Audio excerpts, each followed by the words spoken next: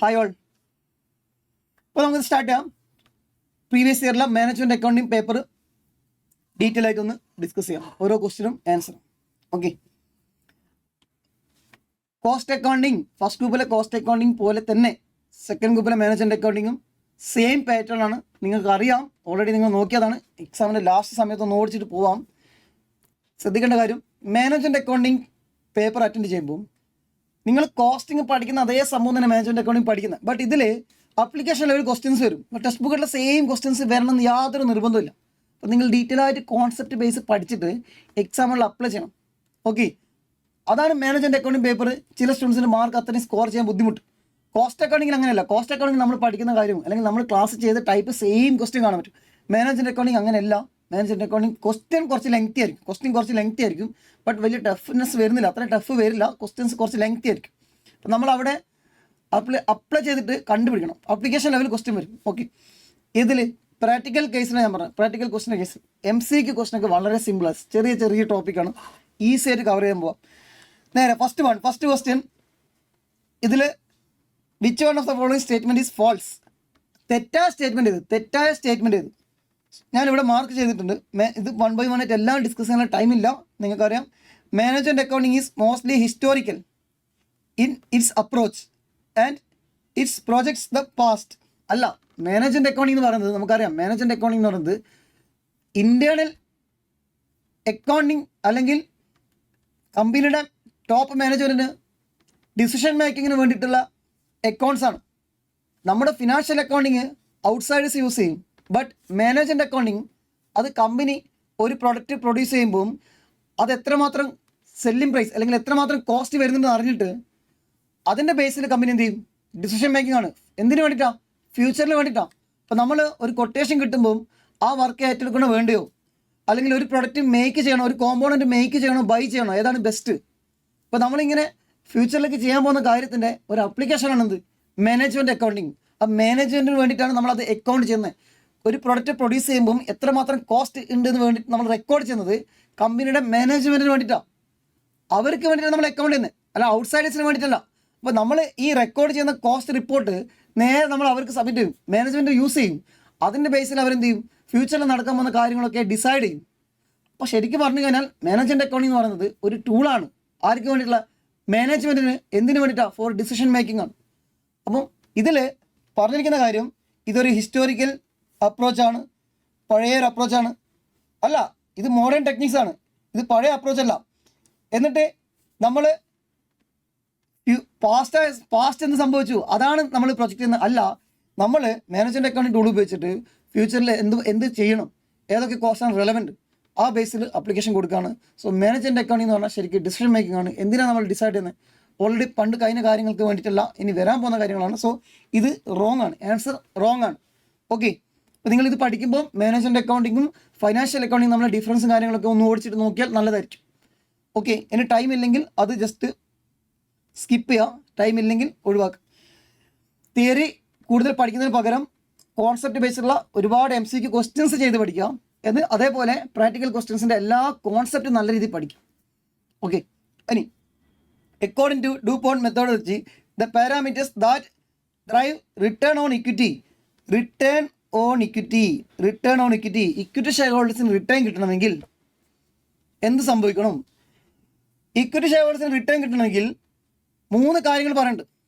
Profit വരണമെങ്കിൽ sales കൂടണം. Profit വരണമെങ്കിൽ സെയിൽസ് കൂടണമെങ്കിൽ പ്രോഫിറ്റ് വരും. സെയിൽസ് കൂടണമെങ്കിൽ നമ്മൾ നല്ല രീതിയിൽ ഇൻവെസ്റ്റ് ചെയ്യണം. അസറ്റ് ഇൻവെസ്റ്റ് ചെയ്താൽ മാത്രം പോരാ. ഈ അസറ്റ് ഉപയോഗിച്ച് നമ്മൾ എന്ത് ചെയ്യണം? സെയിൽസിലേക്ക് ടേൺ ചെയ്യണം. ഈ 10 ലക്ഷം രൂപയുടെ അസറ്റ് മേടിച്ചു. 10 ലക്ഷം രൂപയുടെ അസറ്റ് മേടിക്കുമ്പം ആ അസറ്റ് ഉപയോഗിച്ചിട്ട് അതിൻ്റെ 5 ഇരട്ടി സെയിൽസ് നടത്തുകയാണെങ്കിൽ 50 ലക്ഷം രൂപയുടെ കച്ചവടം വരും. കറക്റ്റ് അല്ലേ? സോ അസറ്റ് ഉപയോഗിച്ചിട്ട് അത് ടേൺ ചെയ്യിക്കണം. ഏതിലോട്ട്? സെയിൽസിലോട്ട്. ഇപ്പോൾ അസറ്റ് 10 ലക്ഷം രൂപയുടെ അസറ്റ് മേടിച്ചിട്ട് അതിൻ്റെ 5 ഇരട്ടി എന്ത് വരണം? സെയിൽസ് വരണം. 10 × 5 50 ലക്ഷം രൂപ സെയിൽസ് വന്നു. ഒരു എക്സാമ്പിളാണ്. അപ്പോൾ നിങ്ങൾ നല്ല എഫിഷ്യൻറ്റ് മാനേജർ ആണെങ്കിൽ നിങ്ങൾ 10 ഇരട്ടി asset turnover ratio 10 times ആണെങ്കിൽ അതിൻ്റെ അർത്ഥം 10 ലക്ഷം രൂപയുടെ അസറ്റ് ഇൻവെസ്റ്റ് ചെയ്യുമ്പോൾ 1 കോടി രൂപയുടെ സെയിൽസ് വരും. കറക്റ്റ് അല്ലേ? 1 കോടി രൂപയുടെ സെയിൽസ് വരും. 1 കോടി രൂപയുടെ സെയിൽസ് വരുമ്പം സെയിൽസ് വന്നാൽ മാത്രം പ്രോഫിറ്റ് കിട്ടില്ല. അത് നമുക്കറിയാം. സെയിൽസ് മാത്രം കൂട്ടിയിട്ട് കാര്യമില്ല. സെയിൽസ് വന്നാൽ മാത്രം പ്രോഫിറ്റ് കിട്ടില്ല. സെയിൽസിൻ്റെ മാർജിൻ കൂടണം. പ്രോഫിറ്റിൻ്റെ മാർജിൻ ഉണ്ടാകും. അപ്പോൾ അസറ്റ് ടേൺ ഓവർ റേഷ്യോ മാത്രം വന്നിട്ട് കാര്യമില്ല. അവിടെ നമുക്ക് എന്ത് കിട്ടണം? നെറ്റ് പ്രോഫിറ്റ് നല്ല മാർജിൻ ഉണ്ടാവും. Net profit margin. So asset turnover ratio into net profit ratio നമുക്ക് എന്ത് കിട്ടും? പ്രോഫിറ്റ് കിട്ടും. ഇനി അസറ്റിൽ ഇൻവെസ്റ്റ് ചെയ്യുമ്പോൾ return on equity means equity ഷെയർഹോൾഡേഴ്സിന് റിട്ടേൺ ആണ്. ഇപ്പോൾ ഇക്വിറ്റി ഷെയർഹോൾഡേഴ്സിന് റിട്ടേൺ കൂടണമെങ്കിൽ അവൻ കൊണ്ടുവരുന്ന പൈസ 10 ലക്ഷം. ഞാനിപ്പോൾ ഇക്വിറ്റി ഷെയർ ഹോൾഡറാണ്. എൻ്റെ റിട്ടേൺ കൊണ്ടുവരണമെങ്കിൽ ഞാൻ 10 ലക്ഷം രൂപ കൊണ്ടുവന്നു. എൻ്റെ ഫ്രണ്ടും ഇക്വിറ്റി ഷെയർ ഹോൾഡറായി മാറി. സോ അവനും 10 ലക്ഷം രൂപ കൊണ്ടുവന്നു. അപ്പോൾ ഞങ്ങൾ ടോട്ടൽ കൊണ്ടുവന്ന ഫണ്ട് 20 ലക്ഷം. അപ്പോൾ 20 ലക്ഷം രൂപയ്ക്ക് ഞങ്ങൾ 20 ലക്ഷം രൂപയുടെ അസറ്റ് മേടിച്ചു. അപ്പോൾ 20 ലക്ഷം രൂപയുടെ അസറ്റ് മേടിക്കുമ്പോൾ അതിൻ്റെ അത്രയും ഇരട്ടി സെയിൽസ് വന്നു. അതിൻ്റെ അഗേൻസ്റ്റ് നെറ്റ് പ്രോഫിറ്റ് കിട്ടി. അപ്പോൾ ഞങ്ങൾ കിട്ടിയ പ്രോഫിറ്റ് ഞങ്ങൾ 2 പേര് ഷെയർ ചെയ്യണം. ഞങ്ങൾ 2 പേര് ഷെയർ ചെയ്യുമ്പോൾ ഞങ്ങളുടെ റിട്ടേൺ കുറഞ്ഞു പോകും. കാരണം കിട്ടിയ പ്രോഫിറ്റ് ഡിവൈഡ് ചെയ്യുക. എല്ലാ ഇക്വിറ്റി ഷെയർ ഹോൾഡേഴ്സും ഡിവൈഡ് ചെയ്യുമ്പോൾ ഒരാൾക്ക് കിട്ടുന്ന റിട്ടേൺ എന്തായിരിക്കും? കുറവായിരിക്കും. അപ്പോൾ റിട്ടേൺ കൂടണമെങ്കിൽ എന്ത് ചെയ്യണം? ഫൈനാൻഷ്യൽ ലെവറേജ് നടക്കണം. അവിടെ നമ്മൾ പഠിച്ചിട്ടുണ്ട് ഫൈനാൻഷ്യൽ ലെവറേജ്. ഇപ്പം ഞാനിപ്പോൾ ജസ്റ്റ് 10 ലക്ഷം രൂപ കൊണ്ടുവന്നു. ഈ 10 ലക്ഷം രൂപക്ക് മാത്രമാണ് ഞാൻ അസറ്റ് മേടിക്കുന്നത്. ഈ 10 ലക്ഷം രൂപക്ക് മാത്രം അസറ്റ് മേടിക്കുകയാണെങ്കിൽ അവിടെ എന്താ സംഭവിക്കുക? ഇപ്പോൾ സപ്പോസ് അസറ്റ് ആണ് ഒരു പക്ഷേ 5 ഇരട്ടിയാണെങ്കിൽ 5 ടൈംസ്. സോ ഇക്വിറ്റി മൾട്ടിപ്ലയർ നമ്മൾ പഠിച്ചിട്ടുണ്ട്. ഇക്വിറ്റി മൾട്ടിപ്ലയറിൻ്റെ 5. അപ്പോൾ ഇവിടെ ഇക്വിറ്റി മൾട്ടിപ്ലയർ എന്താ? 1 ഞാൻ കൊണ്ടുവന്ന പൈസക്ക് തന്നെയാണ് അസറ്റ് മേടിക്കുന്നതെങ്കിൽ അസറ്റ് കൂടുതൽ ഇൻവെസ്റ്റ് ചെയ്യുന്നില്ല, ഇൻവെസ്റ്റ്മെൻറ്റ് കുറവാണ്, അത്ര ഇരട്ടി മാത്രമേ സെയിൽസ് വരുള്ളൂ. സെയിൽസ് വരുമ്പോൾ അതിൻ്റെ അത്രയും മാത്രമേ പ്രോഫിറ്റ് കിട്ടുള്ളൂ. അപ്പോൾ എന്ത് ചെയ്യണം? ഈ ഫണ്ട് എന്ത് ചെയ്യണം? അസറ്റിലേക്ക് ഇൻവെസ്റ്റ് ചെയ്യുന്ന നമ്മൾ ഇക്വിറ്റിൻ്റെ ഒരുപാട് മൾട്ടിപ്ലിക്കേഷൻ അത്രയും ടൈംസ് അസറ്റ് മേടിക്കുകയാണെങ്കിൽ അതെങ്ങനെ മേടിക്കും? നമ്മൾ ലോൺ എടുക്കുക. ലോൺ എടുത്തു കഴിഞ്ഞാൽ ലോണിന് എഗെയിൻസ്റ്റ് ഇൻട്രസ്റ്റ് മാത്രം കൊടുത്താൽ മതി. നമ്മൾ പഠിച്ചിട്ടുണ്ട്. ലോണിന് എഗെയിൻസ്റ്റ് ഇൻട്രസ്റ്റ് മാത്രം കൊടുത്താൽ മതി. ഇൻട്രസ്റ്റ് മാത്രം കൊടുക്കുകയാണെങ്കിൽ ബാക്കി കിട്ടുന്ന പ്രോഫിറ്റ് മുഴുവനും നമുക്ക് ഷെയർ ചെയ്യാം. സോ ഇവിടെ നമ്മൾ 10 ലക്ഷം രൂപ ഞാൻ കൊണ്ടുവന്നു. 10 ലക്ഷം രൂപ ഞാൻ കൊണ്ടുവന്നിട്ട് ഞാൻ മേടിക്കുന്ന അസറ്റും 10 ലക്ഷം രൂപയാണെങ്കിൽ അതിൻ്റെ അർത്ഥം അസറ്റിലേക്ക് ഇൻവെസ്റ്റ് ചെയ്ത പൈസ നമ്മൾ കൊണ്ടുവരുന്ന ഷെയർ തന്നെയാണെങ്കിൽ എമൗണ്ട് തന്നെയാണെങ്കിൽ അത്രയും ടൈംസ് മാത്രമേ എനിക്ക് സെയിൽസ് കിട്ടുള്ളൂ. ഇപ്പോൾ asset turnover ratio 5 times ആണെങ്കിൽ അത്ര പൈസയുടെ സെയിൽസ് മാത്രമേ കിട്ടുള്ളൂ. അത്രയും പൈസയുടെ സെയിൽസ് കിട്ടുമ്പോൾ അവിടെ നെറ്റ് പ്രോഫിറ്റും അത്ര തന്നെ വരുള്ളൂ. ഇത്രയും ഇമ്പാക്റ്റ് ഉണ്ടാവുള്ളൂ. ഞാൻ എന്ത് ചെയ്യണം? 10 ലക്ഷം രൂപ ഞാൻ കൊണ്ടുവരണം. എന്നിട്ടോ ഒരു 60 ലക്ഷം രൂപ അസറ്റിൽ ഇൻവെസ്റ്റ് ചെയ്യണം. അതെങ്ങനെ? അത് ഞാൻ ലെവറേജ് ചെയ്യാം. മീൻസ് ഡെപ്റ്റ് ഫണ്ട് യൂസ് ചെയ്യാം. അപ്പോൾ എന്താ സംഭവിച്ചേ? ഞാൻ കൊണ്ടുവരുന്ന അസറ്റിൻ്റെ 6 ഇരട്ടി 6 ടൈംസ് എന്ത് വന്നു? 6 ടൈംസ് ഇൻവെസ്റ്റ് ചെയ്തു. എങ്ങനെ ഇൻവെസ്റ്റ് ചെയ്തു? ഇക്വിറ്റി മൾട്ടിപ്ലിക്കേഷൻ നടന്നു. നമ്മൾ കൊണ്ടുവന്ന ഫണ്ടിനേക്കാളും 6 ഇരട്ടി ഫണ്ട് ബിസിനസ്സിലേക്ക് വന്നു. ബാക്കി നമ്മൾ ലോൺ എടുത്തു. Financial leverage. ഇപ്പോൾ ലോൺ എടുക്കുമ്പോൾ നേരത്തെ നടന്ന സെയിൽസ് 10 ലക്ഷം വരുമ്പോൾ 5 ഇരട്ടിയാണ് കമ്പനി സെയിൽസ് വരുന്നത്. എത്ര പൈസക്കാണ് അസറ്റ് മേടിക്കുന്നത് അതിൻ്റെ 5 ഇരട്ടി സെയിൽസ് വരുന്നത്. നേരത്തെ 50 ലക്ഷം രൂപയുടെ സെയിൽസ് നടക്കുന്നത്. ഇപ്പോൾ എന്താ സംഭവിക്കുക? 60 ലക്ഷം രൂപ ഇൻവെസ്റ്റ് ചെയ്തു. 60 ലക്ഷം ഇൻറ്റു 5 ഇരട്ടി. 60 ലക്ഷം രൂപയുടെ അസറ്റ് മേടിക്കുമ്പോൾ അതിന് 5 ഇരട്ടി സെയിൽസ് വരും. സോ 60 ഇൻറ്റു 5 എന്ന് പറയുമ്പോൾ 60 ഇൻറ്റു 5 എത്ര? 30. 3 കോടി രൂപയുടെ സെയിൽസ് നടന്നു. ഇപ്പോൾ 3 കോടി രൂപയുടെ സെയിൽസ് നടക്കുമ്പോൾ ഇപ്പോൾ നമ്മുടെ നെറ്റ് പ്രോഫിറ്റ് റേഷ്യോ 20% ആണെങ്കിൽ നമുക്ക് വലിയ രീതിയിൽ എന്ത് കിട്ടി? റിട്ടേൺ കിട്ടി. ഈ റിട്ടേൺ ഡിവൈഡ് ബൈ ഇക്വിറ്റി ആകെ 10 ലക്ഷം രൂപ മാത്രമേ ഇക്വിറ്റി ഉള്ളൂ. അപ്പോൾ വലിയൊരു എമൗണ്ട് എന്ത് കിട്ടി? റിട്ടേൺ കിട്ടി. അപ്പോൾ നേരത്തെ നിങ്ങൾ 60 ലക്ഷം രൂപ അസറ്റ് മേടിക്കുമ്പോൾ നിങ്ങൾ 60 ലക്ഷം രൂപ നിങ്ങൾ തന്നെ കൊണ്ടുവരികയാണെങ്കിൽ നിങ്ങൾ റിട്ടേൺ നോക്കുമ്പോൾ റിട്ടേൺ കുറവായിരിക്കും. റിട്ടേൺ ഡിവൈഡ് ബൈ നിങ്ങൾ ഇത്ര 60 ലക്ഷം രൂപ നമുക്ക് ഷെയർ ചെയ്യേണ്ടി വരും. അപ്പോൾ റിട്ടേൺ കുറവായിരിക്കും. അപ്പോൾ നമ്മൾ എപ്പോഴും റിട്ടേൺ കൂടണമെങ്കിൽ നമ്മൾ കൊണ്ടുവരുന്ന ഫണ്ട് എന്തായിരിക്കണം? നമ്മൾ കൊണ്ടുവരുന്ന ഫണ്ടിനേക്കാളും ബാക്കി ഫണ്ട് ഔട്ട്സൈഡ്സിൻ്റെ ഫണ്ട് ഉപയോഗിച്ചിട്ട് നമ്മൾ എന്ത് ചെയ്യണം? ഔട്ട്സൈഡ്സിൻ്റെ ഫണ്ട് ഉപയോഗിച്ചിട്ട് ഇൻവെസ്റ്റ് ചെയ്യുക. എന്നിട്ട് ആ ഇൻവെസ്റ്റ്മെൻറ്റ് ഉപയോഗിച്ചിട്ട് ടേൺ ചെയ്യിക്കുക, സെയിൽസിലോട്ട് മാറ്റുക. സെയിൽസ് മാത്രം വന്നാൽ പോരാ, ഒരു മാർജിൻ ഉണ്ടെങ്കിൽ എല്ലാം കൂടി വരുമ്പോൾ എന്തായി? റിട്ടേൺ ഓൺ ഇക്വിറ്റി ആയി. ഇത് ഞാൻ ജസ്റ്റ് ആ ഒരു ക്വസ്റ്റ്യൻ മാത്രമല്ല ഒന്ന് ഓടിച്ചിട്ട് പറഞ്ഞാണ്. അപ്പോൾ നമ്മൾ ഷെയർ ഹോൾഡേഴ്സിൻ്റെ റിട്ടേൺ കൂടണമെങ്കിൽ നമ്മൾ ഡീറ്റെയിൽ ആയിട്ട് പഠിച്ചിട്ടുണ്ട്. 3 കാര്യങ്ങൾ നടക്കണം. ഒന്ന് നമ്മൾ കൊണ്ടുവരുന്ന ഫണ്ടിനേക്കാളും എത്രയോ ഇരട്ടി നമ്മൾ അസറ്റ് ഇൻവെസ്റ്റ് ചെയ്യണം. എങ്ങനെ? ഫൈനാൻഷ്യൽ ലെവറേജിലൂടെ ഔട്ട്സൈഡേഴ്സിനെ ഫണ്ട് ഉപയോഗിച്ചിട്ട്. സോ ഇക്വിറ്റി മൾട്ടിപ്ലയർ ഇൻറ്റു എന്നിട്ട് നമ്മൾ ഇൻവെസ്റ്റ് ചെയ്യുന്ന അസറ്റ് ഉപയോഗിച്ചിട്ട് ഒരുപാട് സെയിൽസ് ജനറേറ്റ് ചെയ്യാൻ പറ്റണം. Asset turnover ratio into ഇത് സെയിൽസ് മാത്രം കൂടിയിട്ട് കാര്യമില്ല. സെയിൽസ് വരുന്നതനുസരിച്ചിട്ട് അതിന് മാർജിൻ കൂടെ ഉണ്ടെങ്കിൽ നെറ്റ് പ്രോഫിറ്റ് റേഷ്യോ കൂടെ ഉണ്ടെങ്കിൽ നമുക്ക് എന്ത് കിട്ടും? പ്രോഫിറ്റ് കിട്ടും. ഓക്കെ, ഇതാണ് നമ്മൾ അവിടെ പഠിച്ചത്. ഇവിടെ നമ്മൾ ടാക്സ് ബേർഡനും അതേപോലെ ഇൻട്രസ്റ്റ് ബേർഡനും ഒന്നും ഡിസ്കസ് ചെയ്യുന്നില്ല. ടാക്സിൻ്റെ കേസോ ഇൻട്രസ്റ്റിൻ്റെ കേസോ ഒന്നും ഡിസ്കസ് ചെയ്യുന്നില്ല. ഇനി അത് വന്നാൽ പോലും ഇത് തന്നെയാണ് ബെസ്റ്റ്. കമ്പനിക്ക് ഇൻട്രസ്റ്റ് ഇത്തിരി കൊടുക്കേണ്ടി വന്നാൽ പോലും റിട്ടേൺ ഓൺ ഇക്വിറ്റി കൂടണമെങ്കിൽ ഈ 3 കാര്യങ്ങൾ എന്ത് ചെയ്യണം? നടക്കണം. 3ൻ്റെയും മൾട്ടിപ്ലിക്കേഷൻ. അതാണ് ക്വസ്റ്റ്യനിൽ വന്നിരിക്കുന്ന ആ ഒരു സംഭവം. All of the above. Financial leverage means നമ്മൾ കൊണ്ടുവരുന്ന ക്യാപിറ്റലിനേക്കാളും കൂടുതൽ പൈസക്ക് എന്ത് ഇൻവെസ്റ്റ് ചെയ്യുക. ബൈ എങ്ങനെ? By levered change. Levered means disproportionate change വരും. ഇൻട്രസ്റ്റ് കൊണ്ടുവരുന്ന ഫണ്ട് എടുക്കുക. ഇൻട്രസ്റ്റോ അല്ലെങ്കിൽ ഫിക്സഡ് ആയിട്ട് കോസ്റ്റ് കൊടുക്കേണ്ടി വരുന്ന പ്രിഫറൻസ് ഷെയർ ക്യാപിറ്റൽ കൊണ്ടുവരാം. അപ്പോൾ ആ രീതിയിൽ നമുക്ക് എന്ത് ചെയ്യാൻ പറ്റും, ലെവേർഡ് ആക്കി കഴിഞ്ഞാൽ നമുക്ക് എന്ത് ചെയ്യാൻ പറ്റും, അത്രയും പൈസക്ക് അസറ്റ് മേടിക്കാം. അസറ്റ് മേടിക്കുമ്പോൾ വീണ്ടും വീണ്ടും സെയിൽസ് പ്രോഫിറ്റ് അങ്ങനെ കിട്ടും. ഓക്കെ, അതാണ് നമ്മൾ പഠിച്ച ആ ഡ്യൂപോണ്ടിൻ്റെ ബേസിക് ആയിട്ടുള്ള പാർട്ട്. അതാണ് ഓപ്ഷൻ കറക്റ്റാണ്. Which one of the following response centre is an organisation unit whose manager is responsible for managing revenues and current expense. അപ്പോൾ ഇതിൽ കോസ്റ്റ് സെൻറ്റർ എന്ന് പറഞ്ഞാൽ കോസ്റ്റ് സെൻറ്റർ എന്ന് പറഞ്ഞു കഴിഞ്ഞാൽ നമുക്കറിയാം അവിടെ മാനുഫാക്ചറിങ് മാത്രമേ നടക്കൂ, അല്ലെങ്കിൽ കോസ്റ്റ് ഇൻകറിങ് മാത്രമേ ഉള്ളൂ. അവിടെ ഒരു ഇൻകം വരുന്നില്ല. ഒരു ഡിപ്പാർട്ട്മെൻറ്റിൽ മാനുഫാക്ചറിങ് മാത്രമേ നടക്കുന്നുള്ളൂ. അപ്പോൾ അവിടെ അതിന് കോസ്റ്റ് സെൻറ്റർ എന്ന് പറയും. ഒരു ഡിപ്പാർട്ട്മെൻറ്റിന് ഇപ്പോൾ ഡിവിഷൻ എയിൽ ഒരു കോമ്പണൻറ്റ് മാത്രമേ പ്രൊഡ്യൂസ് ചെയ്യുന്നുള്ളൂ. അങ്ങനെയാണെങ്കിൽ അത് കോസ്റ്റ് സെൻറ്ററാണ്. അവിടെ വേറെ ഇൻകം ഒന്നും വരുന്നില്ല. ഡിവിഷൻ ബി അവിടെ ഫൈനൽ പ്രോഡക്റ്റ് വിൽക്കുന്നുണ്ട്. അപ്പോൾ അവിടെ ഫൈനൽ പ്രോഡക്റ്റ് വിൽക്കുന്നുണ്ടെങ്കിൽ അത് റവന്യൂ സെൻറ്റർ എന്ന് പറയും, അല്ലെങ്കിൽ പ്രോഫിറ്റ് സെൻറ്റർ എന്ന് പറയും. പ്രോഫിറ്റ് സെൻറ്റർ അവിടെ ഒരു ഇൻകം വരുന്നുണ്ട്, അവിടെ കോസ്റ്റ് നടക്കുന്നുണ്ട്, ഇൻകം വരുന്നുണ്ട്. സോ അവിടെ പ്രോഫിറ്റ് സെൻറ്റർ എന്ന് പറയും. അപ്പോൾ ഇവിടെ പറഞ്ഞിരിക്കുന്നത് organisation unit responsible for managing revenues and current expense. നമുക്കത് എന്തായിട്ട് എടുക്കാം, ഇൻവെസ്റ്റ്മെൻറ്റ് സെൻറ്റർ ആയിട്ട് എടുക്കാം. ഇൻവെസ്റ്റ്മെൻറ്റ് സെൻറ്റർ കോസ്റ്റ് മാത്രമല്ല, രണ്ട് റവന്യൂ വരുന്നുണ്ട്, manage revenue and current expense. So investment centre എന്ന് എടുക്കാം. ഓക്കെ, അടുത്തത് the Laplace criterion is the feature of which of the following. ഇപ്പോൾ ഇവിടെ ഡിസിഷൻ മേക്കിംഗ് അണ്ടർ അൺസേർട്ടനിറ്റി എന്ന് പറഞ്ഞ ഏരിയയിൽ അൺസേർട്ടനിറ്റി ഉദ്ദേശിക്കുന്നത് പ്രോബബിലിറ്റി നമുക്ക് എന്ത് ചെയ്യാൻ പറ്റില്ല, അസൈൻ ചെയ്യാൻ പറ്റുന്നില്ല. ഇപ്പം ഞാനൊരു പ്രൊജക്റ്റിൽ ഇൻവെസ്റ്റ് ചെയ്യുമ്പോൾ നമ്മൾ NPV ഒക്കെ പഠിച്ചതുപോലെ ഒരു പ്രൊജക്റ്റിൽ ഇൻവെസ്റ്റ് ചെയ്യുമ്പോൾ എനിക്ക് cash inflow, present value of cash inflow, present value of cash outflow നമ്മൾ പഠിച്ചിട്ടുണ്ട്. NPV കാണുന്നത് ഇൻഫ്ലോ മൈനസ് ഔട്ട്ഫ്ലോ. ഒരു പ്രൊജക്റ്റിൽ ഇൻവെസ്റ്റ് ചെയ്യുമ്പോൾ ഇത്ര ഇൻഫ്ലോ കിട്ടും മൈനസ് ഔട്ട്ഫ്ലോ, അതാണ് എൻ്റെ NPV. നമ്മൾ അങ്ങനെയല്ല പഠിച്ചത്. ആ കേസിൽ നമ്മൾ അവിടെ ഇത്ര ഇൻഫ്ലോ കിട്ടും എന്നാണ് പറയുന്നത്. അതിന് എത്രമാത്രം പ്രോബബിലിറ്റി എന്ന് പറയുന്നില്ല. അപ്പോൾ പ്രോബബിലിറ്റി അസൈൻ ചെയ്യാൻ പറ്റുന്നുണ്ടെങ്കിൽ അതിന് റിസ്ക് എന്ന് പറയും, നമ്മൾ പഠിച്ചിട്ടുണ്ട്. പ്രോബബിലിറ്റി അസൈൻ ചെയ്യാൻ പറ്റുന്നില്ലെങ്കിൽ അതിന് അൺസേർട്ടനിറ്റി എന്ന് പറയും. അപ്പോൾ ഇവിടെ കേസിൽ അൺസേർട്ടനിറ്റി ആയിട്ട് നിൽക്കുന്ന സിറ്റുവേഷനിൽ നമുക്ക് പ്രോബബിലിറ്റി അസൈൻ ചെയ്യാൻ പറ്റില്ല. ഇപ്പോൾ 1 ലക്ഷം രൂപ ക്യാഷ് ഇൻഫ്ലോ വരുമോ ഇല്ലേ, അത് എത്രമാത്രം വരും എന്ന് എനിക്കൊന്നും പറയാൻ പറ്റുന്നില്ല. അപ്പോൾ നമ്മൾ എന്ത് ചെയ്യും, ഓരോ സിറ്റുവേഷൻ നമ്പർ 1, സിറ്റുവേഷൻ നമ്പർ 2, 3, 4 ഓരോ സിറ്റുവേഷൻ ജനറേറ്റ്. ഇപ്പോൾ സ്റ്റേറ്റ് ഓഫ് നാച്ചർ എന്ന് പറയുന്നുണ്ട്. ഇപ്പോൾ നമ്മൾ ഒരു എക്സാമ്പിളിൽ ഇപ്പോൾ മഴ പെയ്യുകയാണെങ്കിൽ, മഴ പെയ്യുന്നില്ലെങ്കിൽ, ഇപ്പോൾ ഓരോ കേസിലും ഇപ്പോൾ നിഫ്റ്റിയുടെ പെർഫോമൻസ് നോക്കിയിട്ട് നമ്മൾ ഇൻവെസ്റ്റ് ചെയ്യുകയാണെങ്കിൽ, നിഫ്റ്റി ഇത്ര വരികയാണെങ്കിൽ, നിഫ്റ്റി ഇടിയാണെങ്കിൽ, നിഫ്റ്റി ബിറ്റ്വീൻ 25,000 26,000 ബിറ്റ്വീൻ വരികയാണെങ്കിൽ മ്യൂച്വൽ ഫണ്ടിൽ ഇൻവെസ്റ്റ് ചെയ്യണോ, ഷെയർ മാർക്കറ്റിൽ ഇൻവെസ്റ്റ് ചെയ്യണോ, അപ്പോൾ നമ്മൾ ഇങ്ങനെ ചെക്ക് ചെയ്യും. അപ്പോൾ ഇത് എത്രമാത്രം വരും എനിക്ക് അറിയാൻ പറ്റില്ല. അപ്പം നമ്മൾ ഇത് വരാനുള്ളൊക്കെ ചാൻസ് ഈക്വലായിട്ട് എടുക്കും. എല്ലാം ഈക്വലായിട്ട് കൊടുക്കുകയാണ്. എല്ലാം വരാനുള്ള പ്രോബബിലിറ്റി ഈക്വലായിട്ട് ട്രീറ്റ് ചെയ്യും. ഇപ്പോൾ 10 എണ്ണം സംഭവിക്കും, 10 ഇവൻ്റ് നടക്കാൻ ചാൻസ് ഉണ്ടെങ്കിൽ അവിടെ നമ്മൾ എടുക്കുന്നത് 1/10 ആണ്.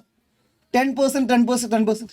ഇപ്പം 4 സിനാരിയോ നടക്കാൻ ചാൻസ് ഉണ്ടെങ്കിൽ 4ഉം വരാനുള്ള പ്രോബബിലിറ്റി നമ്മൾ അസൈൻ ചെയ്യുന്നത് 25%, 1/4. സോ ലാപ്ലേസ് മെത്തേഡിൽ അങ്ങനെ വെച്ചിട്ട് നമ്മൾ എന്ത് ചെയ്യും, മൾട്ടിപ്ലൈ ചെയ്തിട്ടായിരിക്കും നമ്മൾ എന്ത് ചെയ്യുക, കണ്ടുപിടിക്കുക. സോ ഇവിടെ ചോദിച്ച ക്വസ്റ്റ്യൻ അതല്ല. ക്വസ്റ്റ്യൻ ചോദിച്ചിരിക്കുന്നത് Laplace criteria is A feature of the which of the following. എപ്പം അണ്ടർ അൺസേർട്ടനിറ്റി സിറ്റുവേഷനിൽ വരാനുള്ള ചാൻസ് നമുക്ക് അറിയാൻ പറ്റുന്നില്ല. അറിയാൻ പറ്റാത്തതുകൊണ്ട് പ്രോബബിലിറ്റി അസൈൻ ചെയ്യാൻ പറ്റുന്നില്ല. അപ്പം നമ്മൾ എന്തെങ്കിലും എല്ലാം ഈക്വലായിട്ട് എടുക്കും. ഇങ്ങനെയും MCQൽ ക്വസ്റ്റ്യൻ വരാം.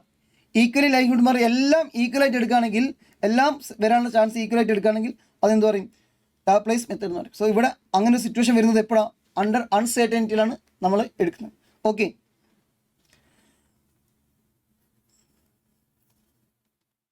ഇതൊന്നുമില്ല. ഈ ക്വസ്റ്റ്യനൊക്കെ വളരെ വളരെ സിമ്പിളായിട്ടുള്ള ക്വസ്റ്റ്യനാണ്. അപ്പോൾ നിങ്ങൾ ഈ ചാപ്റ്റർ ശരിക്കും നിങ്ങൾ ഡിവിഷണൽ പെർഫോമൻസും ഈ ഡിസിഷൻ മേക്കിംഗ് ആ ചാപ്റ്ററൊക്കെ ഡിസിഷൻ തിയറി ഒക്കെ വരുന്ന ഏരിയാസ് നല്ല രീതിയിൽ ഫോക്കസ് ചെയ്യുക. വളരെ എളുപ്പമുള്ള ഏരിയ ആണ്. നിങ്ങൾക്ക് MCQ ഈസി ആയിട്ട് സ്കോർ ചെയ്യാൻ പറ്റും. ഇപ്പം നിങ്ങൾ പ്രീവിയസ് ഇയർ ക്വസ്റ്റ്യൻ അല്ലേ, ഇത് ഇനി വരില്ല അങ്ങനെ ഇരിക്കരുത്. ക്ലാസ്സിൽ ഇതേ ടൈപ്പ് തന്നെ വരും. MCQ ഒക്കെ ഇതേ രീതിയിൽ വരും. ഇത് തന്നെ നിങ്ങൾക്ക് കാണാൻ പറ്റും. പ്രീവിയസ് ഇയർ ക്വസ്റ്റ്യൻ പറഞ്ഞ് ശ്രദ്ധിക്കാതിരിക്കണ്ട. ഇത് ഈസി ഉള്ളൊരു ഏരിയ ആണ്. ഇവിടെ നോക്കും, ഇവിടെ A division of A manufacturing company total asset 12 ലക്ഷം രൂപ ഇൻവെസ്റ്റ് ചെയ്തു. ഓപ്പറേറ്റിംഗ് ഇൻകം 3 ലക്ഷം.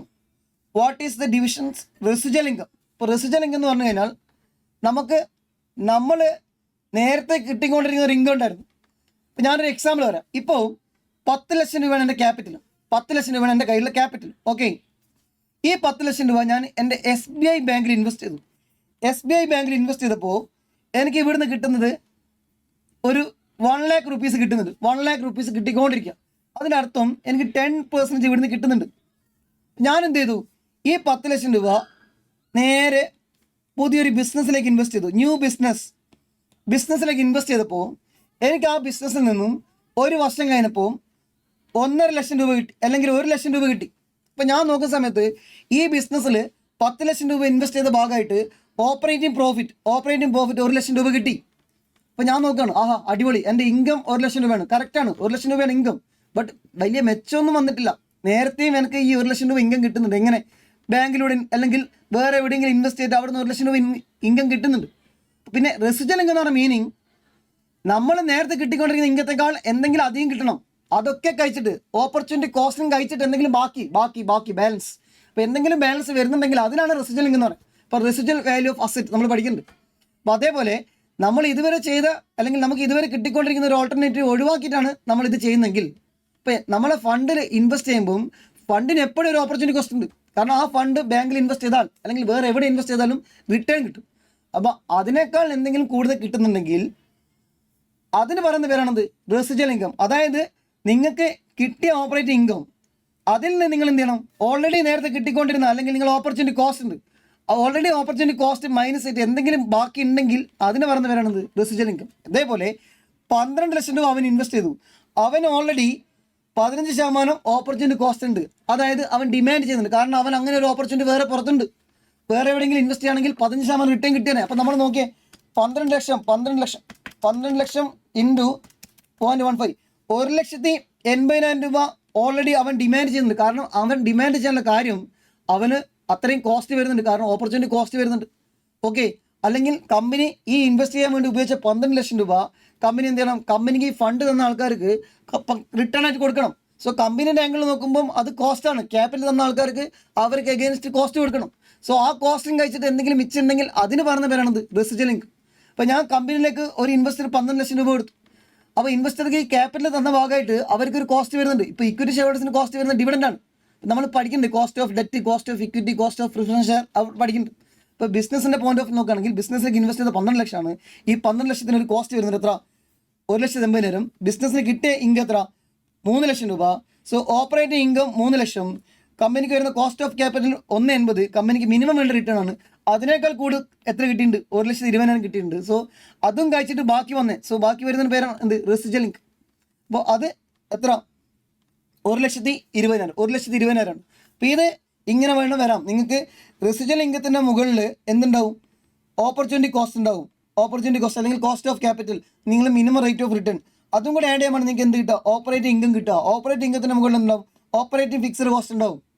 ഇപ്പോൾ ഫിക്സഡ് കോസ്റ്റ് നിങ്ങൾ എന്താണ്? ഫിക്സഡ് കോസ്റ്റ് മുകളിൽ എന്തുണ്ടാവും? കോൺട്രിബ്യൂഷൻ ഉണ്ടാവും. Contribution divide by PV ratio ചെയ്യുമ്പോൾ എന്ത് കിട്ടും? സെയിൽസ് കിട്ടും. അതൊന്ന് കണക്ട് ചെയ്ത് നോക്കണം. ഓക്കെ, ഇപ്പോൾ റെസിജ്വൽ ഇൻകം എന്ന് പറഞ്ഞ മീനിങ് എന്താ? നമുക്ക് കിട്ടിയ ഓപ്പറേറ്റിംഗ് ഇൻകം നമ്മളെ കോസ്റ്റ് ഓഫ് ക്യാപിറ്റലിനേക്കാൾ എത്രയായിട്ട് അധികം വന്നിട്ടുണ്ട്. സോ അത് നമ്മൾ ഡിഫറൻസ് ആണ്. ഓപ്പറേറ്റിംഗ് ഇൻകം മൈനസ് നമുക്ക് വന്നിരിക്കുന്ന ഓപ്പർച്യൂണിറ്റി കോസ്റ്റ് അല്ലെങ്കിൽ കോസ്റ്റ് ഓഫ് ക്യാപിറ്റൽ, നമ്മളെ ഫണ്ട് തന്ന ഭാഗമായിട്ട് അതിന് എത്ര കോസ്റ്റ് വരുന്നുണ്ട്, അതും കഴിച്ചിട്ട് മിച്ചം എത്ര കിട്ടുന്നുണ്ട്. അത് എപ്പോഴും ശ്രദ്ധിക്കുക. അതിന് എപ്പോഴും MCQ ക്വസ്റ്റിന് കാണാൻ പറ്റും. അപ്പോൾ നിങ്ങൾ ഓൾറെഡി വന്നു എന്ന് പറഞ്ഞിട്ട് സ്കിപ്പ് ചെയ്യരുത്. അതാണ് എന്ത്? റെസിജ്വൽ ഇൻകത്തിൻ്റെ ആ ഒരു കോൺസെപ്റ്റ്. ഓക്കെ, അടുത്ത ക്വസ്റ്റ്യൻ നമ്പർ 6. 5 മണിക്കൂർ എടുക്കും ഫസ്റ്റ് ജോബ് കംപ്ലീറ്റ് ചെയ്യാൻ. 5 മണിക്കൂർ, സിമ്പിളായിട്ടുള്ള കേസ്. അങ്ങനെയാണെങ്കിൽ 88% ആണ്, 80% എന്ത് വരുന്നത്? ലേണിംഗ് വരുന്നത്. അതായത് നോർമൽ എടുക്കുന്ന ടൈമിൻ്റെ 80% ടൈം മതി യൂണിറ്റ് ഡബിൾ ആവുന്നതിനനുസരിച്ച്. അതല്ലേ ലേണിംഗ് നമ്മൾ പഠിച്ചത്. ഒരു എംപ്ലോയി ഒരു കമ്പനിയിൽ ജോലിക്ക് ജോയിൻ ചെയ്യുമ്പോൾ അവൻ ആദ്യത്തെ യൂണിറ്റ് എടുക്കാൻ വേണ്ടി വരുന്ന ടൈം ആയിരിക്കില്ല സെക്കൻഡ്. മീൻസ് അവൻ ആ യൂണിറ്റ് ഡബിൾ ആകുമ്പോഴേക്കും അത്രയും ടൈം വേണ്ടി വരില്ല. കാരണം അവൻ അവിടുന്ന് ഒരുപാട് കാര്യങ്ങൾ ലേൺ ചെയ്യും, എക്സ്പീരിയൻസ് ആവും. ഇപ്പം ലേൺ ചെയ്യുന്ന ഭാഗമായിട്ട് അവൻ ആദ്യം ഉണ്ടാക്കാൻ വേണ്ടി എടുത്ത് അത്ര പോലും ടൈം അതിൻ്റെ നേരെ ഡബിൾ ആകുമ്പോഴേക്കും വേണ്ടി വരില്ല. അല്ലെങ്കിൽ ഓരോ യൂണിറ്റ് ഉണ്ടാക്കുന്ന അനുസരിച്ചിട്ട് ടൈം ഇങ്ങനെ കുറഞ്ഞ് വരും. ഇപ്പോൾ ഡബിൾ ആവുന്ന നേരത്ത് ഇത്രയും വരും. എത്ര? 80% മതി. അപ്പോൾ ഞാനിവിടെ എടുക്കുകയാണ്. ആദ്യത്തെ ഒരു യൂണിറ്റ് ഉണ്ടാക്കുമ്പോൾ 5 മണിക്കൂർ മതി. അപ്പോൾ ഇങ്ങനെ വന്ന് ഇത് ഡബിൾ ആണ്. 2 യൂണിറ്റ് ഉണ്ടാക്കുമ്പോൾ 10 മണിക്കൂർ ശരിക്കും വേണം. ബട്ട് അത്ര വേണ്ട. എത്ര മതി? 80% മതി. സോ 10 × 80% എന്ന് പറയുമ്പോൾ 2 യൂണിറ്റ് ഉണ്ടാക്കുമ്പോഴേക്കും അവൻ ആകെ 8 മണിക്കൂർ എടുക്കുള്ളൂ. 2 യൂണിറ്റ് ഉണ്ടാക്കുമ്പോഴേക്കും ശരിക്കും 10 മണിക്കൂർ എടുക്കും. ബട്ട് അവന് ആകെ 8 മണിക്കൂർ എടുക്കുള്ളൂ. അതിൽ ആദ്യത്തെ 5 മണിക്കൂർ എടുക്കുന്നത് ഫസ്റ്റ് യൂണിറ്റ് ഉണ്ടാക്കാനും, പിന്നെ 3 മണിക്കൂർ എടുക്കുന്നത് ഏതാ? സെക്കൻഡ് യൂണിറ്റ് ഉണ്ടാക്കണം. ഇപ്പോൾ ഓപ്ഷൻ ബി ആണ് ആൻസർ. ഇനി ഇത് നേരെ ഡബിളായി 4 യൂണിറ്റ് ഉണ്ടാക്കുമ്പോഴേക്കും ശരിക്ക് 8 മണിക്കൂറാണ് 2 യൂണിറ്റ് ഉണ്ടാക്കാൻ വേണ്ടി ടോട്ടൽ എടുത്തത്. ഇപ്പോൾ 4 യൂണിറ്റ് ഉണ്ടാക്കുമ്പോഴേക്കും 16 മണിക്കൂറാണ് ശരിക്കും വേണ്ടത്. ബട്ട് അത്രയും വേണ്ട, അതിന് 80% മതി. Okay, total time. അപ്പോൾ ഡിവൈഡ് ബൈ യൂണിറ്റ് എടുക്കുമ്പോൾ ആവറേജ് ടൈം കിട്ടും. ഇവിടെ ആവറേജ് ടൈം അല്ല ചോദിച്ചത്, ഇവിടെ ചോദിച്ചിരിക്കുന്നത് സെക്കൻഡ് യൂണിറ്റ് ഉണ്ടാക്കാൻ വേണ്ടി മാത്രം എടുത്ത ടൈമാണ്. അപ്പോൾ നമ്മൾ എന്ത് ചെയ്യണം, ഇങ്ങനെ പോവുകയാണെങ്കിൽ 2 യൂണിറ്റ് ഉണ്ടാക്കാൻ വേണ്ടി 8 മണിക്കൂർ എടുക്കും. 2 യൂണിറ്റ് ഉണ്ടാക്കാൻ വേണ്ടി 8 മണിക്കൂർ എടുക്കും. സോ 8 മണിക്കൂർ കൊണ്ട് 2 യൂണിറ്റ് ഉണ്ടാക്കണമെങ്കിൽ ആദ്യത്തെ യൂണിറ്റ് 5 മണിക്കൂറാണെങ്കിൽ ബാക്കി 3 മണിക്കൂറാണ്. നമ്മൾ പഠിച്ചിട്ടുണ്ട്. വളരെ സിമ്പിളായിട്ടുള്ള ലേണിംഗ് കർവിൻ്റെ ക്വസ്റ്റ്യനാണ്. നിങ്ങൾ ആ y=ax⁴b ആ ക്വസ്റ്റ്യൻ വരുന്ന രീതിയിലുള്ള പ്രോബ്ലംസ് ഒക്കെ ഒന്ന് ചെക്ക് ചെയ്യണം. ലേണിംഗ് കർവ് MCQയിൽ മാത്രമല്ല വരിക, ഇതിലും വരും. 4 മാർക്ക് 5 മാർക്ക് 7 മാർക്ക് വരെ കയറാനുള്ള ചാൻസ് ഉള്ള ഒരു പേപ്പറാണ്. ലേണിംഗ് കർവ് നല്ല രീതിയിൽ പഠിക്കാം. കാരണം ഡിവിഷൻ ഓഫ് പെർഫോമൻസിൽ ലേണിംഗ് കർവാണ് എനിക്ക് തോന്നുന്നു, അതാണ് കുറച്ച് പഠിക്കാനുള്ള ഏരിയ. ബാക്കിയൊക്കെ വളരെ എളുപ്പമുള്ള area. EVA, ROI, return on investment, residual income, അപ്പോൾ അതൊക്കെ വളരെ എളുപ്പമുള്ള ഏരിയ. അപ്പോൾ ലേണിംഗ് കർവ് ലോഗ് 1 ലോഗ് 10 ആ സംഭവമൊക്കെ ലോഗ് 1 = 0 ഇല്ലെങ്കിൽ ലോഗ് 1 = 0, ലോഗ് 10 = 1 കാരണം ഒരു 0 ഉണ്ട്. ലോഗ് 100 = 2 0 ഉണ്ട്, 2. ലോഗ് 1000 = 3 നമ്മൾ പഠിച്ചിട്ടുണ്ട്. ഒന്ന് ശ്രദ്ധിക്കുക. പിന്നെ 3 rule. Log A × B = log A + log B. Log A / B = log A - plus ഇൻഡ് വരുമ്പോൾ പ്ലസ് വരും. ലോഗ് A/B ആണെങ്കിൽ ലോഗ് A - ലോഗ് B വരും. ലോഗ് x⁻n ഓർമ്മയില്ലേ? Log x⁻n = n × log x. 3 rule നമ്മൾ ക്ലാസ്സിൽ ഡിസ്കസ് ചെയ്യുന്നുണ്ട്. അത് വെച്ചിട്ട് ആ 7 മാർക്ക് 6 മാർക്ക് ക്വസ്റ്റ്യൻ വരാൻ ചാൻസ് ഉണ്ട്. അതൊന്നും ചെയ്ത് നോക്കണം. ഓക്കെ, പിന്നെ in the factory use standard costing system the details of overheads expenditure for the month of താഴെ തന്നിട്ടുണ്ട്. Fixed overheads, variable overheads, output, ഒരുപാട് ക്വസ്റ്റ്യൻ നമ്മൾ ചെയ്തിട്ടുണ്ട്. ഔട്ട്പുട്ട്സ്, ഈ fixed overheads volume variance 4000 adverse ആണെങ്കിൽ, അഡ്വേഴ്സ് മീൻസ് നെഗറ്റീവ് ആണ്, അത് മറക്കരുത്. Fixed overhead volume variance negative ആണെങ്കിൽ എത്രയാണ് ആക്ച്വൽ ഔട്ട്പുട്ട് എത്ര? അപ്പോൾ ഇവിടെ നമ്മൾ ശ്രദ്ധിക്കേണ്ട കാര്യം, വോളിയം വേരിയൻസിൻ്റെ ഇക്വേഷൻ മറക്കരുത്. വോളിയം വേരിയൻസിൻ്റെ ഇക്വേഷൻ എന്താ? നമ്മൾ എത്ര അബ്സോർബ് ചെയ്തു മൈനസ് എത്രയാണ് ബഡ്ജറ്റ് ചെയ്ത്. ബഡ്ജറ്റ് ചെയ്ത യൂണിറ്റ് ഇവിടെ ഉണ്ട്, ബഡ്ജറ്റ് ചെയ്ത ഓവർഹെഡ്സ് ഇവിടെ ഉണ്ട്. ബഡ്ജറ്റ് ചെയ്ത ഓവർഹെഡ്സ് എത്ര? 85,000 രൂപയാണ് ബഡ്ജറ്റ് ചെയ്തത് 85,000 രൂപയാണ്. സോറി, 85,000 അല്ല, ബഡ്ജറ്റ് ചെയ്ത് 80,000. ഇതാണ് ബഡ്ജറ്റ്, ഇതാണ് സ്റ്റാൻഡേർഡ്. ഇത് മറ്റേത് ആക്ച്വലാണ്. 80,000 രൂപയാണ് ബഡ്ജറ്റ് ചെയ്തത്. 80,000 ഓവർഹെഡ്സ് ബഡ്ജറ്റ് ചെയ്തത്. സോ 80,000 നമ്മൾ ബഡ്ജറ്റ് ചെയ്ത ഓവർഹെഡ്സ്. എത്രയാണ് അബ്സോർബ് ചെയ്തത്? 80,000 വരും എന്ന് വിചാരിച്ചിട്ട് 40,000 യൂണിറ്റ് കൊണ്ട് ഡിവൈഡ് ചെയ്തു. 80,000 ഡിവൈഡ് ബൈ 40,000, 2 രൂപ വെച്ചിട്ട് അബ്സോർബ് ചെയ്ത് പോയി. പ്രൊഡക്ഷൻ മാനേജർ നമ്മളോട് പറഞ്ഞു വോളിയം ഡിപ്പെൻഡ് ചെയ്തിരിക്കുന്നത് പ്രൊഡക്ഷൻ മാനേജറാണ്. പ്രൊഡക്ഷൻ മാനേജർ നമ്മളോട് പറഞ്ഞു ഞങ്ങൾ 40,000 യൂണിറ്റ് പ്രൊഡ്യൂസ് ചെയ്യും. ആ 40,000 യൂണിറ്റ് പ്രൊഡ്യൂസ് ചെയ്യുന്നു പറഞ്ഞ ഭാഗമായിട്ട് നമ്മൾ എന്ത് ചെയ്തു? അയാളെ വാക്കും വിശ്വസിച്ചിട്ട് നമ്മൾ പ്ലാൻ ചെയ്തത് 80,000 രൂപയാണ് ഓവർഹെഡ്സ് വരുന്ന. അപ്പോൾ 80,000 രൂപ ഓവർഹെഡ്സ് റിക്കവർ ചെയ്യാൻ വേണ്ടി നമ്മൾ പ്ലാൻ ചെയ്ത റേറ്റ് 80,000 ഡിവൈഡ് ബൈ അയാൾ പറഞ്ഞത് എത്ര? 40,000 വോളിയം ഉണ്ടാക്കി തരാമെന്നാണ്. സോ 80,000 ഡിവൈഡ് ബൈ 40,000, നമ്മൾ പറഞ്ഞത് 2 രൂപ വെച്ചിട്ട് നമ്മൾ എന്ത് ചെയ്തു? അബ്സോർബ് ചെയ്തു. അപ്പോൾ 1 യൂണിറ്റ് ഉണ്ടാക്കുമ്പോൾ 2 രൂപ, 2 യൂണിറ്റ് ഉണ്ടാക്കുമ്പോൾ 4 രൂപ നമുക്ക് കിട്ടും. അബ്സോർബ് മീൻസ് നമ്മൾ മേടിച്ചുകൊണ്ടിരിക്കുക, നമ്മളിങ്ങനെ പ്രോഡക്റ്റിന് മേലെ ചാർജ് ചെയ്ത് പോയിക്കൊണ്ടിരിക്കുക. 10 യൂണിറ്റ് ഉണ്ടാക്കുമ്പോൾ നമ്മൾ എന്ത് ചെയ്യും? 20 രൂപ അബ്സോർബ് ചെയ്യും. നമ്മളെ പ്ലാനിങ് എന്തായിരുന്നു? ബഡ്ജറ്റ് പ്രിപ്പയർ ചെയ്യുമ്പം എനിക്കിതറിയില്ല. ബഡ്ജറ്റ് പ്രിപ്പയർ ചെയ്യുമ്പം ആക്ച്വലി എന്താ നടക്കുന്നതെന്ന് എനിക്കറിയില്ല. ബഡ്ജറ്റ് പ്രിപ്പയർ ചെയ്യുമ്പോൾ നമ്മൾ 80,000 രൂപ ഓവർഹെഡ്സ് വരുന്നു പറഞ്ഞു. Production manager, volume manager, production manager നമ്മളോട് വന്നിട്ട് പറഞ്ഞു ഞങ്ങൾ 40,000 യൂണിറ്റ് ഉണ്ടാക്കി തരും, കൺഫേം 100% ഉണ്ടാക്കി തരാമെന്ന് പറഞ്ഞപ്പോൾ നമ്മൾ സ്റ്റാൻഡേർഡ് റേറ്റ് എടുത്തിരിക്കുന്നത് 80,000 ഡിവൈഡ് ബൈ 40,000. ഒരെണ്ണം പ്രൊഡ്യൂസ് ചെയ്യുമ്പോൾ 2 രൂപ അബ്സോർബ് ചെയ്യാം. അപ്പോൾ ഇങ്ങനെ മേടിക്കുമ്പോൾ എത്ര എണ്ണം പ്രൊഡ്യൂസ് ചെയ്തിട്ടുണ്ട് എത്രയാണെന്ന് അറിയില്ല. ഇപ്പം ഞാനിപ്പം ഒരു 50 പ്രൊഡ്യൂസ് ചെയ്തെങ്കിൽ 50-ന് 2 എനിക്ക് കിട്ടുന്നത് 100 രൂപയായിരിക്കും ചാർജ് ചെയ്യുന്നത്. ആ 80,000 രൂപ അങ്ങനെ തിരിച്ചെടുക്കാം എന്ന് വിചാരിച്ചു. സോ എത്രയോ എണ്ണം ഇവിടെ പ്രൊഡ്യൂസ് ചെയ്തു, എത്രയെന്ന് അറിയില്ല. ഇപ്പോൾ സപ്പോസ് 1000 ആണെങ്കിൽ 1000 × 2 2000 മൈനസ് 80,000 അത് ചെയ്തപ്പോൾ എനിക്ക് എത്രയാണെന്ന് അറിയില്ല. സോ അത് എക്സൈറ്റ് എടുത്തു. ഇപ്പോൾ 2x 2 × unit absorbed unit minus budgeted. അയാൾ പറഞ്ഞത് ഇത്രയും എമൗണ്ട് നിങ്ങൾക്ക് റിക്കവർ ചെയ്യാം. സോ നമ്മൾ നോക്കുന്ന സമയത്ത് റിക്കവർ ചെയ്യാൻ പറ്റില്ല, 4,000 രൂപയുടെ ഷോർട്ട് വന്നു. സോ -4,000 ഇങ്ങനല്ലേ? ഇതാണ് മീനിങ്. ഇതെങ്ങനെ സോൾവ് ചെയ്യും? ഇത് നേരെ 2x = -4,000 പ്ലസ് 80,000. സോ എത്ര? 76,000. x = 76,000 divide by 38,000. അപ്പോൾ കറക്റ്റ് സംഭവിച്ചെന്താ? സംഭവിച്ചത് പ്രൊഡക്ഷൻ മാനേജർ പറഞ്ഞ പോലെ അയാൾക്ക് സംഭവിച്ചില്ല. പ്രൊഡക്ഷൻ മാനേജർ പറഞ്ഞു 40,000 ഉണ്ടാക്കി തരാമെന്ന്. ബട്ട് അയാളെ വാക്കും വിശ്വസിച്ചിട്ട് നമ്മൾ 2 രൂപ വെച്ച് എന്ത് ചെയ്തു, ഓരോ പ്രൊഡക്റ്റിന് മേലെ അബ്സോർവ് ചെയ്തു. ബട്ട് നമുക്കാകെ കിട്ടിയത് 38,000 പ്രൊഡക്റ്റേ കിട്ടിയിട്ടുള്ളൂ. ഈ 38,000 പ്രൊഡക്റ്റ് നമ്മൾ വിൽക്കുകയാണെങ്കിൽ നമുക്കാകെ കിട്ടുന്ന എമൗണ്ട്, അബ്സോർവ് ചെയ്യാൻ പറ്റുന്ന എമൗണ്ട് 76,000 രൂപയാണ്. പക്ഷേ ശരിക്ക് 76,000 രൂപ. പക്ഷേ അയാൾ പറഞ്ഞത് നിങ്ങൾക്ക് 80,000 രൂപയും അബ്സോർവ് ചെയ്യാൻ പറ്റുമായിരുന്നു 40,000 വെച്ചിട്ട്. അയാളെ വാക്കും വിശ്വസിച്ചിട്ട് 76,000 രൂപയെ നമുക്ക് അബ്സോർവ് ചെയ്യാൻ പറ്റുള്ളൂ. നമ്മൾ പ്ലാൻ ചെയ്തത് 80,000 രൂപയും അബ്സോർവ് ചെയ്യാൻ പറ്റുമായിരുന്നു എന്നാണ്. ഓക്കെ, സോ അവിടെ എത്ര വന്നു? 4,000 രൂപ എന്ത് വന്നു? അഡ്വാൻസ് വന്നു. ഓക്കെ, സോ ഇവിടെ ഒരിക്കലും ആക്ച്വലായിട്ട് കമ്പയർ ചെയ്തത്, ആക്ച്വലായിട്ട് കമ്പയർ ചെയ്യുന്നത് ടോട്ടലാണ്. ടോട്ടൽ ഇവിടെ വോളിയം വേരിയൻസ് മാത്രം. ഇവിടെ നമ്മൾ പ്രൊഡക്ഷൻ മാനേജർ പെർഫോമൻസ് മാത്രമാണ് നോക്കുന്നത്. ചില സ്റ്റുഡൻസ് ചോദിക്കും, സാറേ ശരിക്കും കമ്പയർ ചെയ്യേണ്ട ആക്ച്വലായിട്ടല്ല. ആക്ച്വലായിട്ട് നമ്മൾ മുകളിൽ കമ്പയർ ചെയ്യും, അവിടെ നമ്മൾ ഡീറ്റെയിൽ ആയിട്ട് നോക്കുന്നുണ്ട്. ബഡ്ജറ്റ് പ്രിപ്പയർ ചെയ്ത എക്സ്പെൻഡിച്ചർ വേരിയൻസും വോളിയം വേരിയൻസും കൂടെ ടോട്ടൽ ആകുമ്പോൾ എന്ത് കിട്ടുക? Cost overheads cost variance കിട്ടും. അപ്പോൾ ഓവർ ഹെഡ്സ് കോസ്റ്റ് വേരിയൻസ് കാണുമ്പോൾ മാത്രമേ നിങ്ങൾ ആക്ച്വലും മൈനസ് ചെയ്യാൻ പാടുള്ളൂ. ഡീറ്റെയിൽ ആയിട്ട് കീറി മുറിച്ച് ചെയ്യുമ്പോൾ നമ്മൾ അവിടെ 1 by 1 ആയിട്ട് എടുക്കണം. പ്രൊഡക്ഷൻ മാനേജർ പറഞ്ഞത് നിങ്ങൾ ധൈര്യമായിട്ട് 80,000 രൂപ റിക്കവർ ചെയ്ത് തരാം, 80,000 രൂപ റിക്കവർ ചെയ്ത് തരാം. ഈ വരുന്ന കേസ് പ്രൊഡക്ഷൻ മാനേജർക്ക് അറിയില്ല. 80,000 രൂപ റിക്കവർ ചെയ്ത് തരാം, 40,000 യൂണിറ്റ് ഞങ്ങൾ പ്രൊഡ്യൂസ് ചെയ്യും. സോ നമ്മൾ ആ വാക്കും വെച്ചിട്ട് 2 രൂപ പ്ലാൻ ചെയ്തു. Standard rate per unit 2 into അയാൾ ആകെ ഉണ്ടാക്കി തന്നത് എത്ര? എത്രയായിരുന്നു പറഞ്ഞത്? 38,000 യൂണിറ്റാണ്. 38,000 യൂണിറ്റ് എന്ന് പറയുമ്പോൾ 76,000 രൂപയെ റിക്കവർ ചെയ്യാൻ പറ്റിയിട്ടുള്ളൂ. അയാൾ പറഞ്ഞത് 80,000 രൂപ റിക്കവർ ചെയ്യാൻ പറ്റുമായിരുന്നു, പറ്റിയില്ല. 4,000 രൂപ എന്തായി പാളിപ്പോയി. സോ 38,000 രൂപ. നമ്മൾ ഡീറ്റെയിൽ ആയിട്ട് കോൺസെപ്റ്റ് ബേസിലാണ് സ്റ്റാൻഡേർഡ് കോസ്റ്റിംഗ് എടുത്തിരിക്കുന്നത്. നിങ്ങളത് കറക്റ്റ് ചെക്ക് ചെയ്യുക. കോൺസെപ്റ്റ് ബേസിൽ തന്നെ പഠിക്കുക, ഇക്വേഷൻ വെച്ച് പഠിക്കരുത്. കോൺസെപ്റ്റ് വെച്ച് പഠിച്ചാൽ നിങ്ങൾക്ക് ഇങ്ങനെയുള്ള ക്വസ്റ്റ്യൻസും ഇത് മാത്രമല്ല ഓരോ ഹൈഡ് ചെയ്ത ഇൻഫർമേഷൻ ഉണ്ടാവും, അതൊക്കെ കണ്ടുപിടിക്കാൻ പറ്റുള്ളൂ. അപ്പോൾ കോൺസെപ്റ്റ് ബേസിൽ തന്നെ പഠിക്കുക, ഷോർട്ട് കട്ട് അടിക്കരുത്. Okay, question number 8. ഇപ്പോൾ കമ്പനി ഓപ്പറേറ്റ് ചെയ്യുന്നത് 60% കപ്പാസിറ്റിയാണ്, 600 യൂണിറ്റ് പ്രൊഡ്യൂസ് ചെയ്യുന്നത്. അപ്പോൾ ക്ലിയർ ആണ്, 600 യൂണിറ്റ് ഡിവൈഡ് ബൈ 60%. അപ്പോൾ മാക്സിമം 100%-ൽ 1000 യൂണിറ്റ് പ്രൊഡ്യൂസ് ചെയ്യാൻ പറ്റും.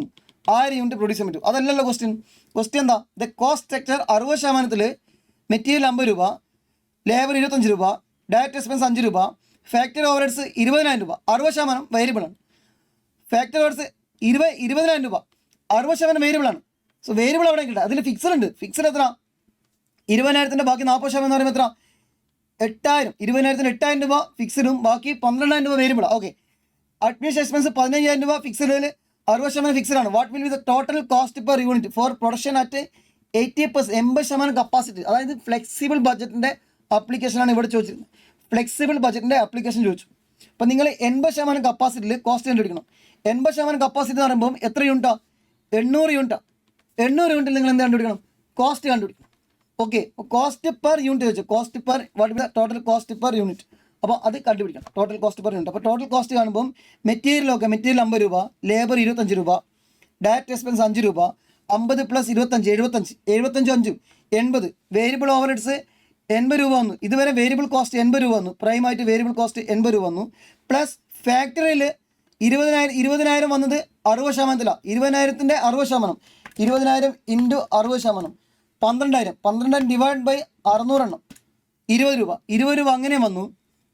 പിന്നെ സോ ബാക്കി 20 രൂപ വന്നു. ബാക്കി എത്ര?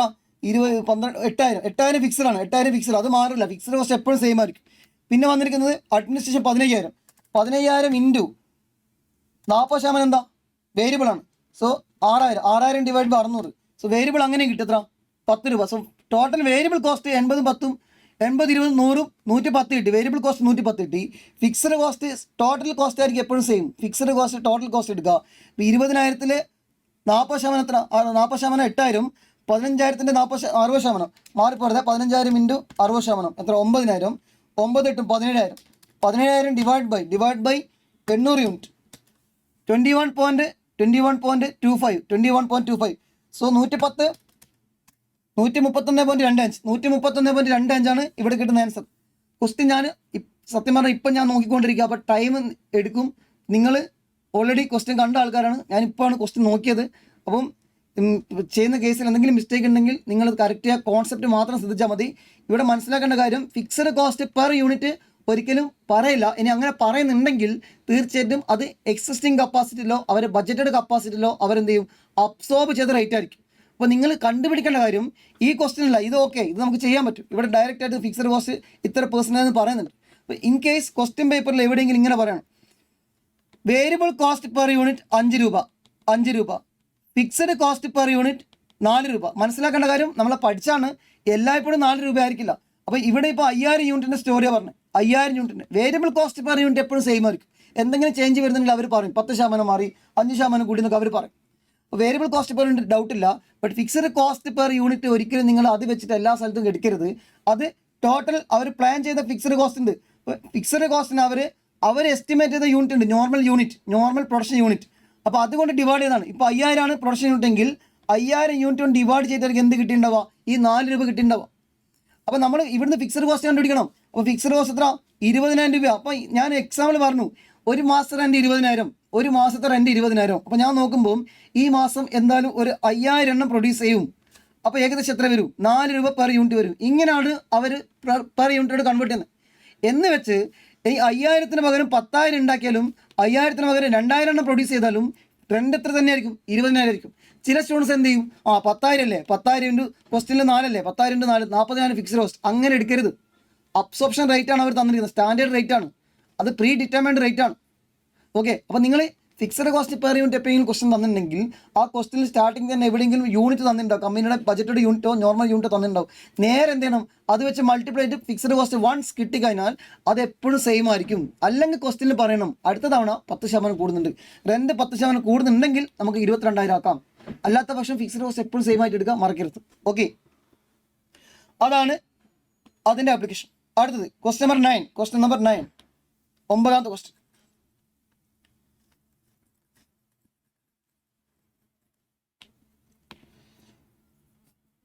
Which of the 3 PQR to make has calculated likely payoff under 3 possible scenario? ഇതിൽ അവർ പറഞ്ഞ യൂസ് ചെയ്ത ആപ്ലിക്കേഷൻ മാക്സിമം നമ്മൾ പറഞ്ഞിട്ടുണ്ട്, മാക്സിമം. ഇപ്പോൾ ഓഫ് എന്നുള്ള സംഭവം കൊടുത്താൽ മതി. മിനിമാക്സ് പറഞ്ഞാൽ മിനിമം ഓഫ് മാക്സിമം. അപ്പോൾ മാക്സിമാക്സ് പറഞ്ഞാൽ മാക്സിമം ഓഫ് മാക്സിമം. അപ്പോൾ ഇത് കൂടുതൽ സമയം കളയണ്ട. ഇതിലുള്ളതിൽ ഏറ്റവും ഹയസ്റ്റ് ഏതാ? 150 അല്ലെങ്കിൽ ഇങ്ങനെ ചെയ്യാം, ഇതിൽ ഹയസ്റ്റ് ഏതാ? 80 ആണ്, ഇതിൽ ഹയസ്റ്റ് ഏതാ? 150 ആണ്, ഇതിൽ ഹയസ്റ്റ് ഏതാ? 100 ആണ്. സോ മാക്സിമം ഓഫ് മാക്സിമം, എല്ലാത്തിൻ്റെ മാക്സിമം എടുക്കുക, അതിൽ മാക്സിമം എടുക്കുക. അത്ര വരും? 150 വരും. 150 പ്രൊഡക്റ്റ് 6. ഓക്കെ, അതിൽ ഡൗട്ടില്ല. അപ്പോൾ അത് നമ്മൾ ഓൾറെഡി ഡിസ്കസ് ചെയ്ത ടോപ്പിക്കാണ്, ഈസി ആയിട്ടുള്ള ഏരിയ ആണ്. A dash is defined as A budget continuously update ചെയ്തുകൊണ്ടിരിക്കുക. സോ റോളിംഗ് ബഡ്ജറ്റാണ്. സീറോ ബേസ്ഡ് ബഡ്ജറ്റ് എന്ന് പറയുന്നത് എന്താ? സീറോ ബേസ്ഡ് ബഡ്ജറ്റ് എന്ന് പറയുമ്പോൾ നമ്മൾ സാധാരണ ബഡ്ജറ്റ് പ്രിപ്പയർ ചെയ്യുമ്പോൾ നമ്മൾ പാസ്റ്റ് ഡാറ്റയും ട്രെൻഡ് അനാലിസിസ് ഒക്കെ നടക്കും. ഇപ്പോൾ ഞാൻ സീറോ ബേസ്ഡ് ബഡ്ജറ്റ് എന്ന് പറയുമ്പോൾ നമ്മൾ എന്ത് ചെയ്യുക? ചുമ്മാ പോയിട്ട് ഒരു നമ്പർ പറയരുത്. 5 ലക്ഷം രൂപ റെൻറ്റ് കൊടുക്കണം, അടുത്ത മാസം 5 ലക്ഷം രൂപ റെൻറ്റ് വരണം. അങ്ങനെ ചുമ്മാ നിങ്ങൾക്ക് തോന്നിയതുപോലെ ഒരു എമൗണ്ട് ബഡ്ജറ്റ് ചെയ്യരുത്. അത് പ്രോപ്പറായിട്ടുള്ള ഡീറ്റെയിൽ ആയിട്ടുള്ള ജസ്റ്റിഫിക്കേഷൻ അവിടെ ഉണ്ടാവണം. റെൻറ്റ് ഇത്ര വരുമ്പോൾ റെൻറ്റ് അഗ്രിമെൻറ്റ് നോക്കണം. റെൻറ്റ് അഗ്രിമെൻറ്റ് നോക്കിയിട്ട് അത് ക്ലിയർ ആയിട്ട് മനസ്സിലാക്കണം. ഓക്കെ, റെൻറ്റ് വരും, എന്നിട്ട് വേണം ബഡ്ജറ്റ് ചെയ്യാൻ. അപ്പോൾ നിങ്ങൾ പ്രീവിയസ് ഡാറ്റ നോക്കില്ല, നിങ്ങൾ സ്റ്റാർട്ട് ചെയ്യുന്നത് സീറോയിലായിരിക്കും. സീറോ. ഞാനിപ്പോൾ ഒരു കമ്പനിയിൽ ഞാൻ CA പാസ് ചെയ്ത ഒരു കമ്പനി വർക്ക് ചെയ്യാൻ കയറിയപ്പോൾ എന്നോട് ബഡ്ജറ്റ് ഉണ്ടാക്കാൻ വേണ്ടി പറഞ്ഞപ്പോൾ എനിക്കറിയില്ല. ഞാൻ എന്ത് ചെയ്തു? കഴിഞ്ഞ വർഷം എന്തായിരുന്നു സംഭവം, അത് ബേസ് ആയിട്ട് എടുത്തു. അതിൻ്റെ മുകളിലൊക്കെ 10% ഇൻക്രീസ് ചെയ്തു, 10% ഇൻക്രീസ് ചെയ്തു, അല്ലെങ്കിൽ 20% ഇൻക്രീസ് ചെയ്തു. അപ്പോൾ അവിടെ ഒരു ബേസ് ഉണ്ടായിരുന്നു കഴിഞ്ഞ വർഷത്തെ എമൗണ്ട്, അത് വെച്ചിട്ട് അതിൻ്റെ മുകളിൽ ഇങ്ങനെ എടുത്ത് അങ്ങനെ ചുമ്മാ ഉണ്ടാക്കി കൊടുത്തു. സീറോ ബേസ്ഡ് ബഡ്ജറ്റ് എന്ന് പറയുമ്പോൾ അങ്ങനെ ഒരു ബേസ് ചുമ്മാ എടുക്കരുത്. എല്ലാത്തിനും പ്രോപ്പറായിട്ടുള്ള റീസൺ ഉണ്ടാവണം, പ്രോപ്പറായിട്ടുള്ള ജസ്റ്റിഫിക്കേഷൻ ഉണ്ടാവണം. അപ്പോൾ നിങ്ങൾ സ്റ്റാർട്ട് ചെയ്യേണ്ടത് സീറോയിലായിരിക്കണം. ക്ലിയർ കട്ടായിട്ട് എടുത്തിട്ട് നമ്മൾ എന്ത് ചെയ്യണം? ഓരോ എമൗണ്ട് പ്രോപ്പറായിട്ട് ബഡ്ജറ്റ് ചെയ്യണം. അതാണ് സീറോ ബേസ്ഡ് ബഡ്ജറ്റിംഗ്. സോ ഞാൻ ഇതിവിടെ അത് മാത്രം പറയാനുള്ള റീസൺ, അത് മാത്രം ചോദിക്കാറുണ്ട്. സീറോ ബേസ്ഡ് ബഡ്ജറ്റിംഗ് ഇമ്പോർട്ടൻ്റ് ആണ്. Okay, in dash both fixed and variable cost are considered four product costing and inventory valuation. Fixed കോസ്റ്റും വേരിയബിൾ കോസ്റ്റും കൺസിഡർ ചെയ്യുന്നുണ്ടെങ്കിൽ അത് അബ്സോർപ്ഷൻ കോസ്റ്റിംഗ് ആണ്. വേരിയബിൾ കോസ്റ്റ് മാത്രമാണെങ്കിൽ അത് മാർജിനൽ കോസ്റ്റിംഗ് ആണ്. ഒരു പെർട്ടിക്കുലർ ഡിസിഷൻ എടുക്കുമ്പം ഏതൊക്കെ കോസ്റ്റ് വരുന്നുണ്ട്? ഇപ്പോൾ വേരിയബിൾ കോസ്റ്റ് വരാം, അഡീഷണൽ സ്പെസിഫിക് ഫിക്സഡ് കോസ്റ്റ് വരാം. അപ്പോൾ അഡീഷണൽ ആയിട്ട് അല്ലെങ്കിൽ ഇൻക്രിമെൻ്റ് ആയിട്ട് റെലവൻ്റ് ആയിട്ട് വരുന്ന കോസ്റ്റ് കൺസിഡർ ചെയ്യണമെങ്കിൽ അത് റെലവൻറ്റ് കോസ്റ്റിംഗ് ആണ്. നമുക്കറിയാം. ഒരു particular activity based cost, activity ഉണ്ടെങ്കിൽ മാത്രം അതിന് കോസ്റ്റ് കൊടുത്താൽ മതി. Product A, product B, product C, multiple type product ഉണ്ടാക്കുന്നുണ്ട്. ബട്ട് പ്രൊഡക്റ്റ് ബിക്ക് ഈ ഒരു പെർട്ടിക്കുലർ ആക്ടിവിറ്റി ചെയ്യുന്നില്ലെങ്കിൽ ആ ആക്ടിവിറ്റിൻ്റെ കോസ്റ്റ് അതിന് കൊടുക്കേണ്ട, അത് ആക്ടിവിറ്റി ബേസ്ഡ് കോസ്റ്റിംഗ് ആണ്. അപ്പോൾ നമ്മളിവിടെ ഇതിൻ്റെ ആൻസർ എന്താ? അബ്സോർപ്ഷൻ കോസ്റ്റിംഗ് ആണ്. നമ്മൾ എന്ത് ചെയ്യും? നമ്മളൊരു പ്രൊഡക്റ്റ് വിൽക്കുമ്പോൾ നമ്മൾ അതിന് വരുന്ന വേരിയബിൾ കോസ്റ്റ് ആഡ് ചെയ്യും, ആ പ്രൊഡക്റ്റിന് മുകളിൽ ആ ടോട്ടൽ ഫിക്സഡോട് അബ്സോർബ് ചെയ്തിട്ട് അതും കൂടെ ആഡ് ചെയ്യും. മാർജിനൽ കോസ്റ്റിംഗ് ആണെങ്കിൽ നമ്മൾ ആകെ കൺസിഡർ ചെയ്യുന്നത് ഏത് കോസ്റ്റ് മാത്രമായിരിക്കും? വേരിയബിൾ കോസ്റ്റ് ആയിരിക്കും. സോ ഇതിൻ്റെ ആൻസർ എന്താ? രണ്ടും കൂടെ വരുന്നുണ്ട്, എന്താ? അബ്സോർപ്ഷൻ കോസ്റ്റിംഗ് ആണ്. Okay, limited sold 200 units, 300 units. 2023 200 വിറ്റു, 24 300 വിറ്റു. ഓക്കെ, ഈ ടോട്ടൽ ഓവറേഡ്സ്, ടോട്ടൽ എന്ന് പറയുമ്പോൾ ഫിക്സഡ് പ്ലസ് വേരിയബിൾ ആണ്. 10,000 12,000 ഫിക്സഡ് ഓവറേഡ്സ് എത്ര? അപ്പോൾ നിങ്ങൾ ചിന്തിക്കേണ്ടത് വേരിയബിളിൻ്റെ പ്രത്യേകത എന്താ? വേരിയബിളിൻ്റെ പ്രത്യേകത ചേഞ്ച് ചെയ്യും. വേരിയബിൾ എപ്പോഴാണ് ചേഞ്ച് ചെയ്യുക? യൂണിറ്റ് ചേഞ്ച് ചെയ്യുമ്പോൾ. സോ യൂണിറ്റ് ചേഞ്ച് ചെയ്യുമ്പോൾ വേരിയബിൾ ചേഞ്ച് ചെയ്യും, നമുക്കറിയാം. സോ ഇവിടെ ചേഞ്ച് ചെയ്തു, 200 100ആയി. അപ്പോൾ 100 യൂണിറ്റ് ചേഞ്ച് ചെയ്തപ്പോൾ 10,000 12,000. സോ 2,000 രൂപ കോസ്റ്റ് വന്നു. നിങ്ങൾ കടയിൽ പോയിട്ട് 2,000 രൂപ കൊടുത്തിട്ട് 100 യൂണിറ്റ് മേടിച്ചു. അപ്പോൾ ഒരു യൂണിറ്റിൻ്റെ കോസ്റ്റ് എത്ര? 2,000 ഡിവൈഡ് ബൈ 100. ഒരു യൂണിറ്റിൻ്റെ കോസ്റ്റ് 20 രൂപയാണ്. കറക്റ്റ് അല്ലേ? 20 രൂപയാണ് ഒരു യൂണിറ്റിൻ്റെ കോസ്റ്റ്. ഇപ്പോൾ ക്ലിയർ ആയി. അപ്പോൾ അത് കോസ്റ്റ് ഏതായിരിക്കും? ഈ 100 200 300 ആയപ്പോൾ ആ വേരി ചെയ്ത കോസ്റ്റ് 2,000 രൂപയിലോട്ട് വേരി ചെയ്തു. സോ ഈ വേരി ചെയ്ത കോസ്റ്റ് എന്തായിരിക്കും? വേരിയബിൾ കോസ്റ്റ് ആയിരിക്കും. വേരി ചെയ്യുന്ന കോസ്റ്റ് വേരിയബിൾ കോസ്റ്റ് ആണ്. സോ ഒരെണ്ണത്തിന് വേരിയബിൾ കോസ്റ്റ് 20 രൂപ, ഒരെണ്ണത്തിന് വേരിയബിൾ കോസ്റ്റ് 20 രൂപ. അപ്പോൾ 200 എണ്ണത്തിന് 10,000 രൂപ കോസ്റ്റ് വന്നിട്ടുണ്ടെങ്കിൽ, 200 എണ്ണത്തിന് 10,000 രൂപ കോസ്റ്റ് വന്നിട്ടുണ്ടെങ്കിൽ, ഒരെണ്ണത്തിന് 20 രൂപയാണെങ്കിൽ 200 × 20, 20 മാത്രമേ വേരിയബിൾ കോസ്റ്റ് വരാൻ പാടുള്ളൂ. 4,000 വേരിയബിൾ കോസ്റ്റ് വരുള്ളൂ. സോ ബാക്കി എന്തായിരിക്കും? ഫിക്സഡ് കോസ്റ്റ് ആയിരിക്കും. അതാണ് ഇവിടെ. ഇനി 300 എണ്ണത്തിന് എടുക്കുകയാണെങ്കിൽ, ഒരെണ്ണത്തിന് 20 രൂപയാണെങ്കിൽ 300 എണ്ണത്തിന് 6,000 രൂപ വരാൻ പാടുള്ളൂ. 300 × 20 6,000 രൂപ വരാൻ പാടുള്ളൂ. പക്ഷേ 300 എണ്ണത്തിന് എത്ര വന്നു? 12,000 വന്നു. സോ ബാക്കി 6,000 എന്തായിരിക്കും? ഫിക്സഡ് കോസ്റ്റ് ആയിരിക്കും. ഏതെങ്കിലും ലെവൽ അപ്ലൈ ചെയ്യാം. സെമി വേരിയബിൾ കോസ്റ്റിൻ്റെ application level cost. Okay, PV ratio 20%, selling price 50%. So ഒരു 50 രൂപ. മാർജിൻ ഓഫ് സേഫ്റ്റി എന്ന് പറഞ്ഞാൽ ബ്രേക്കിന് ശേഷം വന്ന സെയിൽസ് ആണ്. ബ്രേക്കിന് ശേഷം വന്ന സെയിൽസ് ആണ്. ഇതിന് ശേഷം 2,000 എണ്ണം വിറ്റു. ഇപ്പോൾ ബ്രേക്ക് ആവാൻ വേണ്ടി എത്ര വിറ്റു? BEP പ്ലസ് MOS എന്ത് കിട്ടും? ടോട്ടൽ സെയിൽസ് കിട്ടും. ബ്രേക്ക് പോയിന്റ് ഇക്വേഷൻ നമുക്കറിയാം. Fixed cost divide by PV ratio. Fixed cost എത്ര? 30,000 divide by contribution per unit എടുത്താൽ മതി. 50 × 20 10 രൂപയാണ് കോൺട്രിബ്യൂഷൻ കിട്ടുക. 30 ഡിവൈഡ് ബൈ 10 3,000 നമ്പേഴ്സാണ് എന്ത് കിട്ടുന്നത്? 3,000 നമ്പേഴ്സാണ് ബ്രേക്ക് പോയിന്റ് കിട്ടുന്നത്. Break point plus MOS total sales എത്ര? 5,000 യൂണിറ്റ്സ്. ഓക്കെ, അത്രേ കാര്യമുള്ളൂ. അതൊക്കെ ഇത്രയും ഈസി ക്വസ്റ്റൻ ആയിരുന്നു. എപ്പോഴും MCQ ക്വസ്റ്റ്യൻ സിമ്പിളായിട്ട് നിങ്ങൾക്ക് ചെയ്തെടുക്കാൻ പറ്റും. അതെപ്പോഴും ശ്രദ്ധിക്കാം. A limited produce 500 unit of product in 7,500 മണിക്കൂറിൽ 500 യൂണിറ്റ് പ്രൊഡക്റ്റ് പ്രൊഡ്യൂസ് ചെയ്തു. ഇത് സ്റ്റാൻഡേർഡ് ഹവേഴ്സ് എത്ര? ഇപ്പോൾ SH സ്റ്റാൻഡേർഡ് ഹവേഴ്സ് 8,000 മണിക്കൂർ കൊണ്ട് പ്രൊഡ്യൂസ് ചെയ്യുന്ന സംഭവം ആക്ച്വൽ ഹവേഴ്സ് 7,500 മണിക്കൂർ കൊണ്ട് തീർത്തു. അടിപൊളി, എഫിഷ്യൻ്റ് ആണ്.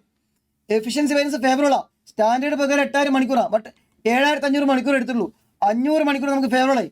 500 മണിക്കൂർ ഫേവറബിൾ എന്ന് പറയുമ്പോൾ നമ്മൾ പ്ലാൻ ചെയ്ത സമയത്ത് ഒരു മണിക്കൂർ റേറ്റ് എത്രയായിരുന്നു? 50 രൂപയായിരുന്നു. സോ നമ്മുടെ പ്ലാനിങ് പോലെ നോക്കുകയാണെങ്കിൽ 500 × 50 എത്ര വരും? 2,500 രൂപ. എന്താ? ഫേവറബിളാണ്. നമ്മൾ അറിയാം SH - AH × SR നമ്മൾ കോൺസെപ്റ്റ് ബേസിൽ പറഞ്ഞിട്ടുണ്ട്. ഓക്കെ, 25,000 500 × 50 25,000. Sorry, 25,000 favourable. ഓക്കെ, അതാണ് ആ ക്വസ്റ്റിൻ്റെ ഭാഗം.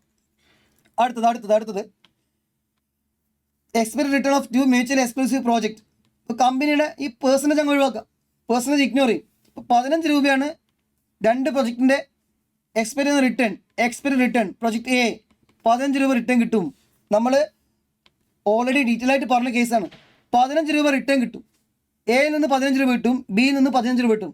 പിന്നെ ക്വസ്റ്റ്യൻ ചോദിച്ചിരിക്കുന്നത് സ്റ്റാൻഡേർഡ് റിട്ടേൺ, സ്റ്റാൻഡേർഡ് ഡീവിയേഷൻ എന്ന് പറഞ്ഞാൽ ആ റിസ്കിൻ്റെ എമൗണ്ട് ആണ്. റിസ്കിൻ്റെ എമൗണ്ട് എത്ര പെർസെൻറ്റ്? പ്രൊജക്റ്റ് Bയിൽ 20 പ്രൊജക്റ്റ് Cയിൽ എത്ര? 10 ആണ്. പ്രൊജക്റ്റ് Cയിൽ 10 ആണ്. സോ 15 രൂപ കിട്ടുന്നുണ്ടെങ്കിൽ അതിൽ 20% റിസ്ക്കും ഇവിടെ എത്ര? 10% ആണ്. ഇത് 15 രൂപയിലാണ് ഇത്ര, 15 രൂപയിലാണ് 20 വരുന്നത്. 15 രൂപയിലാണ് 20 വരുന്നത്. 15 രൂപയിൽ 20ഉം ഇവിടെ 10 രൂപയിൽ എത്ര?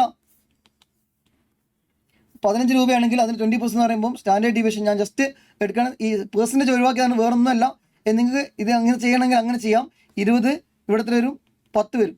അപ്പോൾ നിങ്ങൾ ഇങ്ങനെ വിചാരിക്കുക, ഇപ്പോൾ 1,500 രൂപ റിട്ടേൺ കിട്ടും പ്രൊജക്റ്റ് Aയിൽ നിന്നും, പ്രൊജക്റ്റ് Bയിൽ നിന്നും 1,500 രൂപ റിട്ടേൺ കിട്ടും. ഇതിലേതാണ് ബെസ്റ്റ്? ഇതിലേതാണ് ദ കോഎഫിഷ്യന്റ് ഓഫ് വേരിയേഷൻ?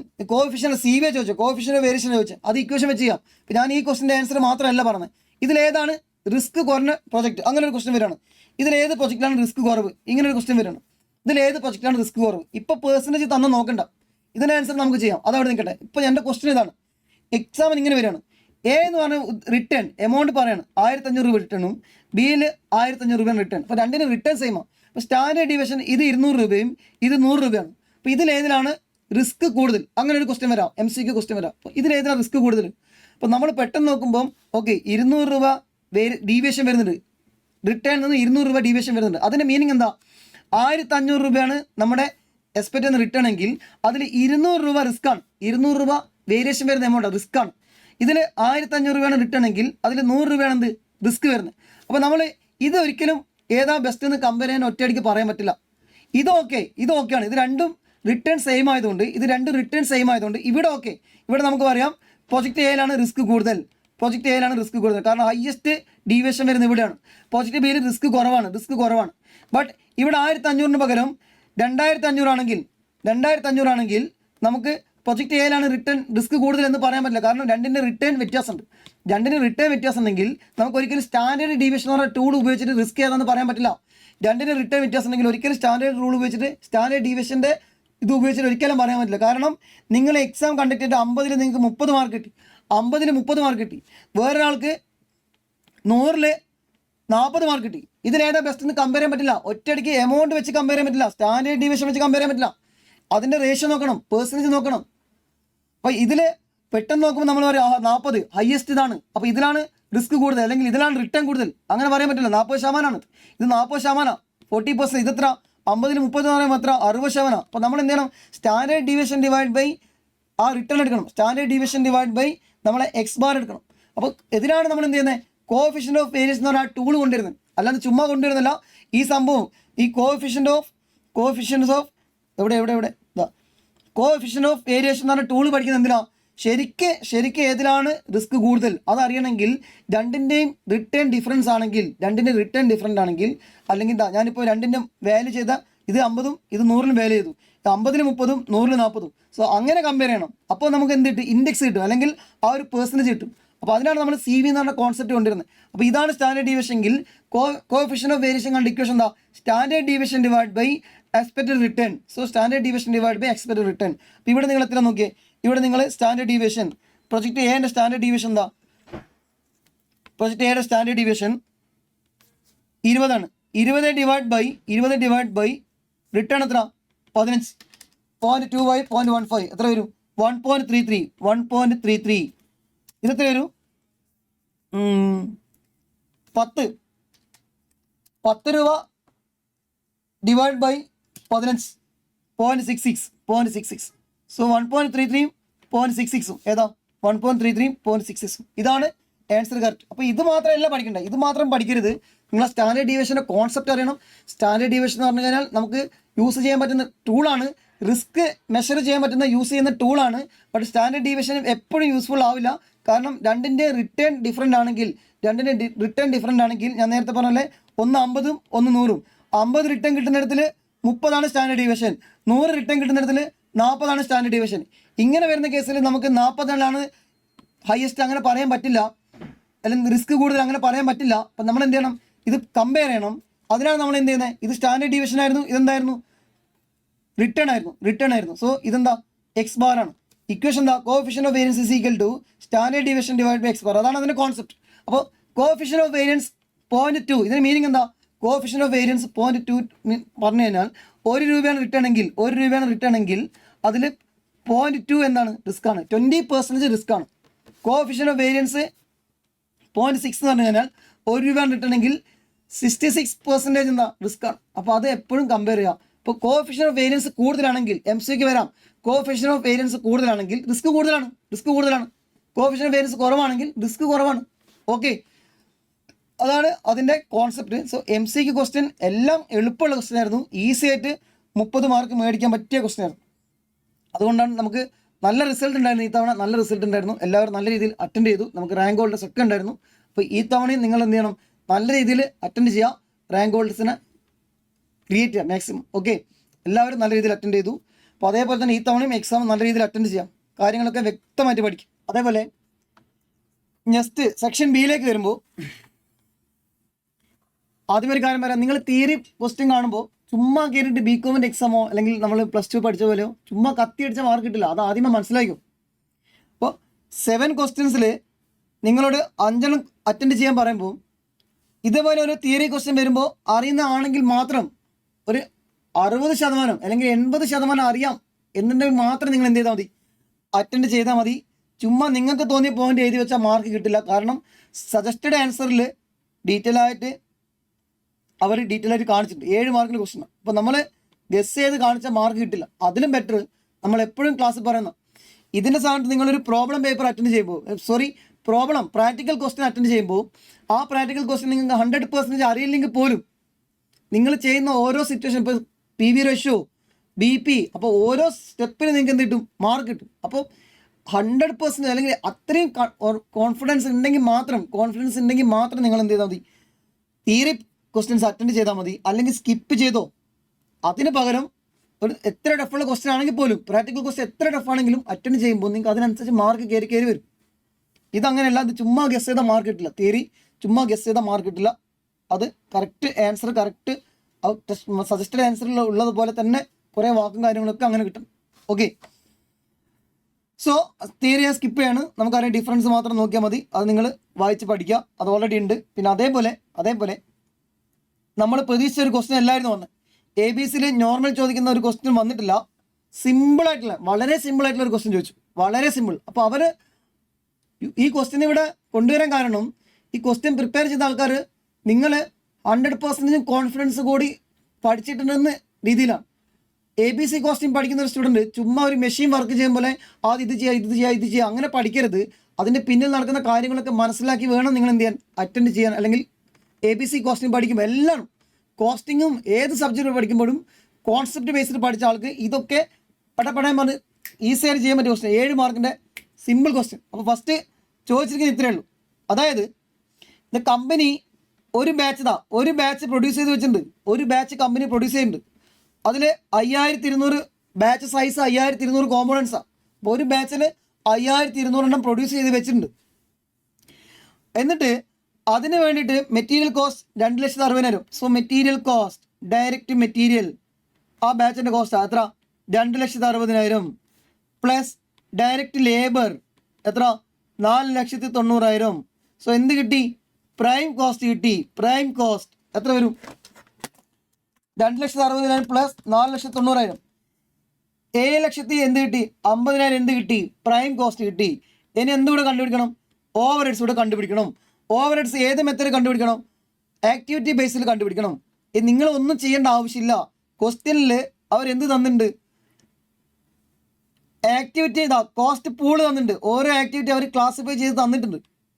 ഓരോ കോസ്റ്റ് വരുന്ന ഒരു ക്ലാസിഫിക്കേഷൻ കോസ്റ്റ് പൂൾ തന്നിട്ടുണ്ട്. അതിൻ്റെ കോസ്റ്റ് ഡ്രൈവേഴ്സ് തന്നിട്ടുണ്ട്. നിങ്ങൾ നേരെ എന്ത് ചെയ്താൽ മതി?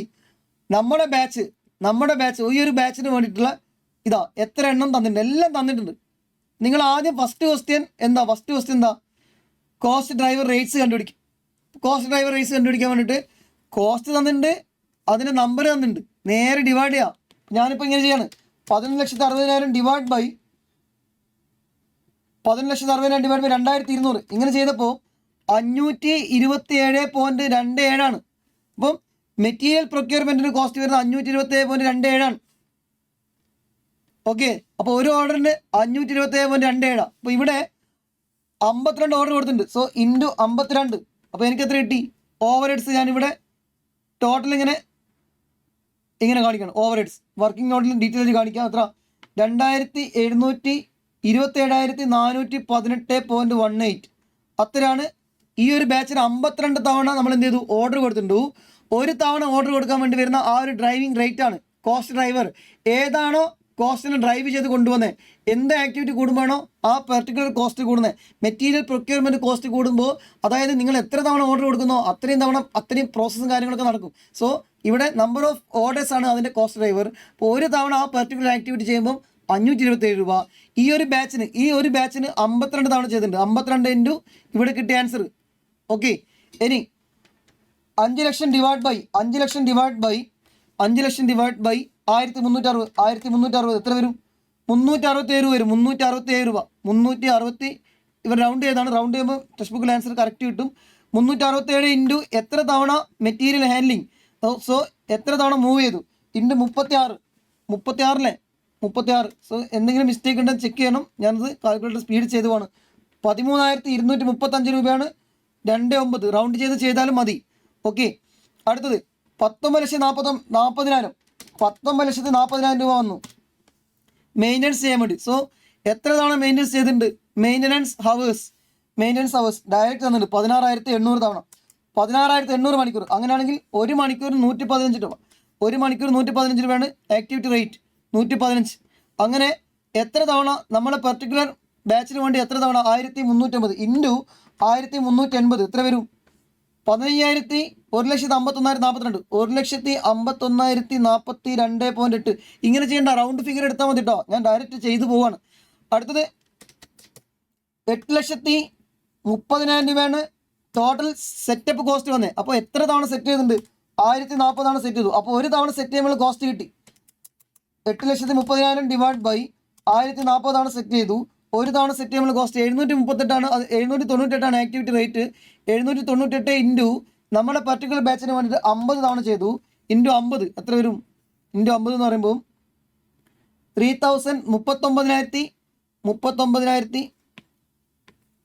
39,933.8 അല്ലെങ്കിൽ 904.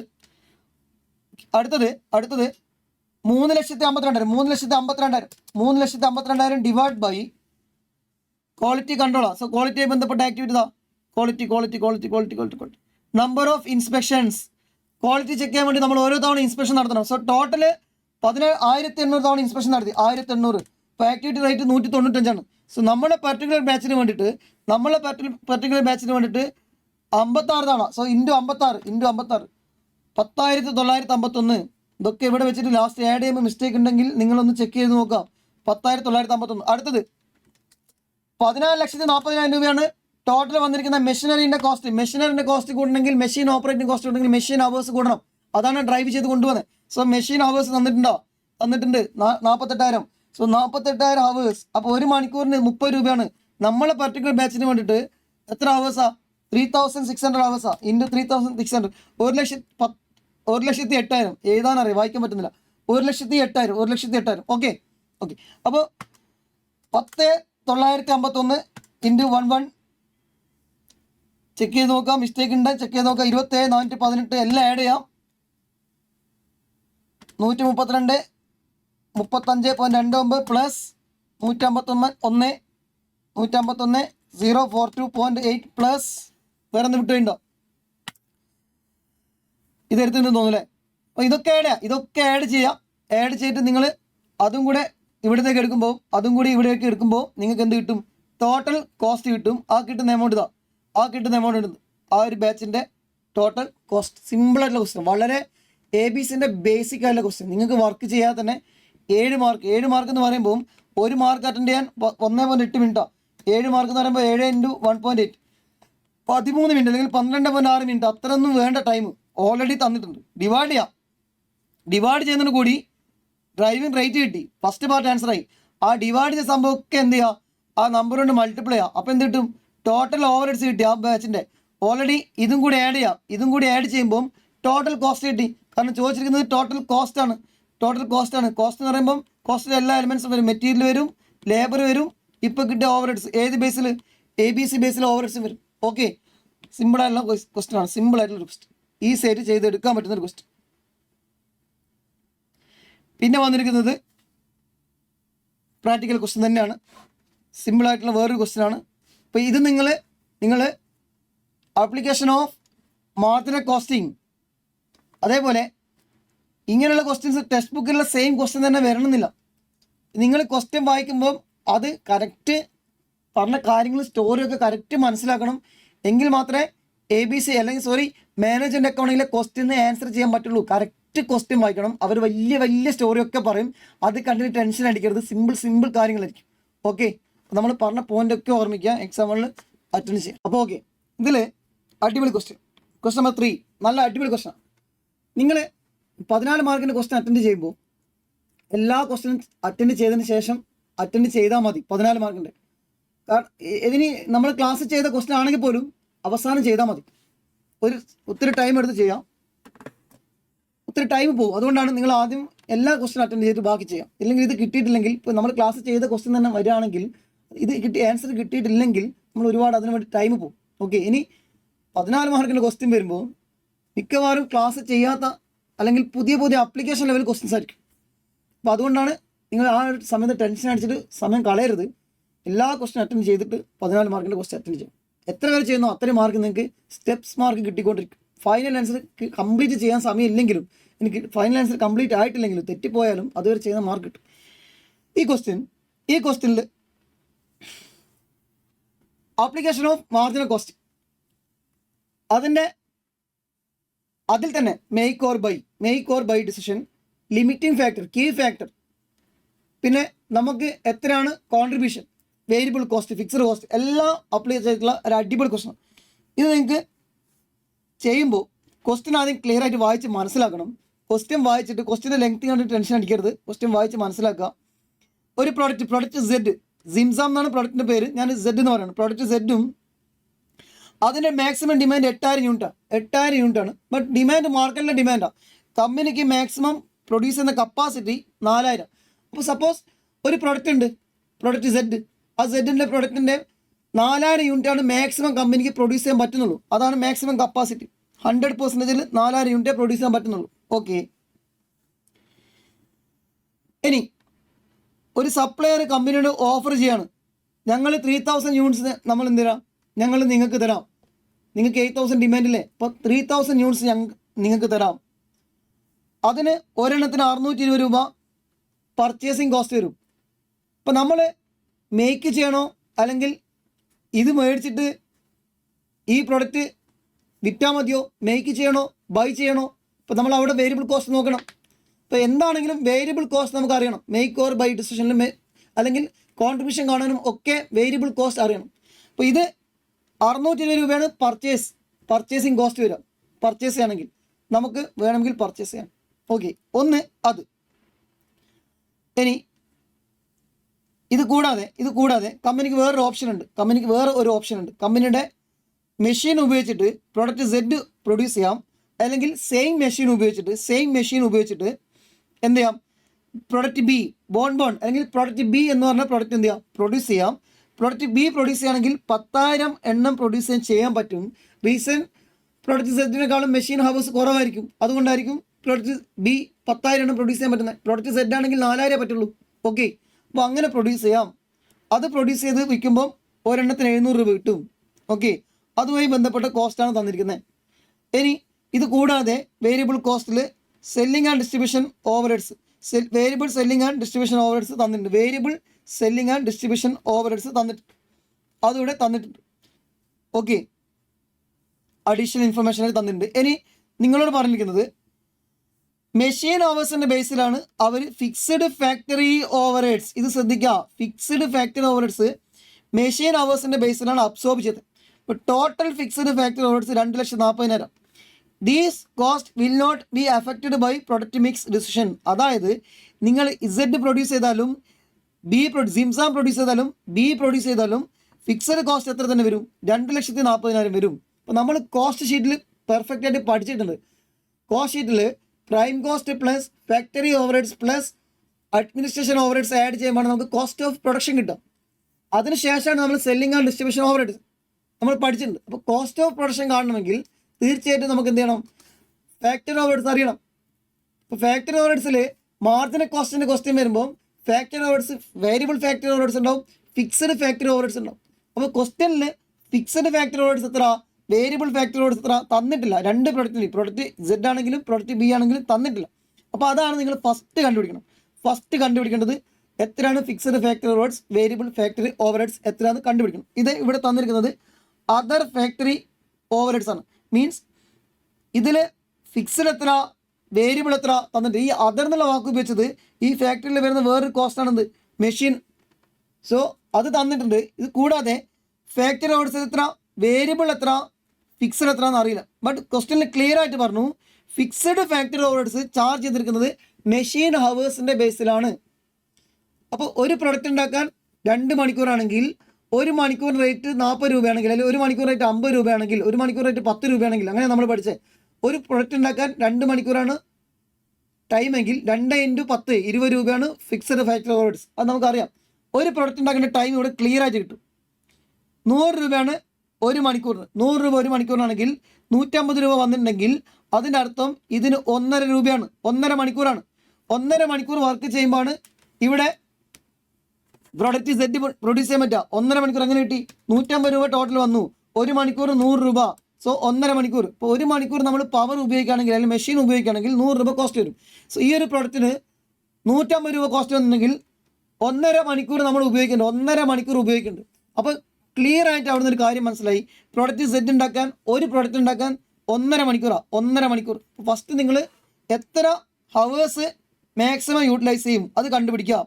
അപ്പോൾ നമ്മൾ പഠിച്ചതുപോലെ ഞാനിവിടെ അതങ്ങ് കാണിക്കുകയാണ്. ഫസ്റ്റ് എത്ര മണിക്കൂർ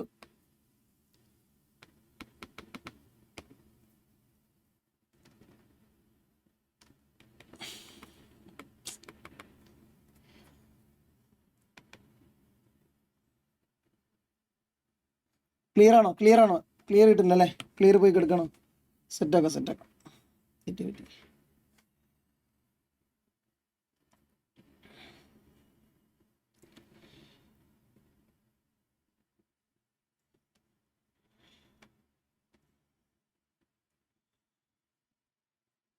ഓക്കെ, അതായത് ഒരു പ്രൊഡക്റ്റ് സെറ്റ് ഉണ്ടാക്കാൻ വേണ്ടിയിട്ട് സിംസാം എന്ന് പറഞ്ഞ പ്രൊഡക്റ്റ് ഒരെണ്ണം ഉണ്ടാക്കാൻ വേണ്ടിയിട്ട് 1.5 മണിക്കൂർ ആവശ്യമുണ്ട്.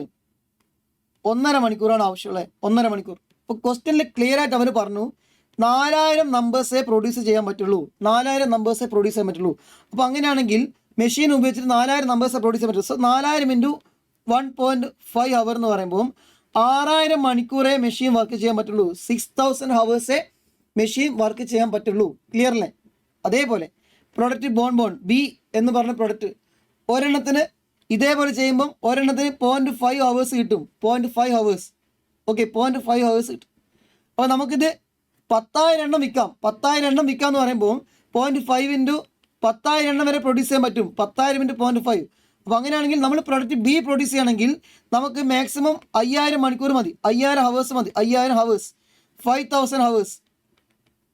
ഓക്കെ, ഇപ്പോൾ നമ്മൾ റാങ്ക് 1 പ്രൊഡക്റ്റ് ബി ആണെങ്കിൽ 5000 ഹവേഴ്സ് ഇതിന് ഉപയോഗിക്കും. ബാക്കി 1000 മണിക്കൂർ ഉപയോഗിച്ചിട്ട് നമുക്ക് എന്ത് ചെയ്യാം? പ്രൊഡക്റ്റ് സെറ്റ് ഉണ്ടാക്കാം.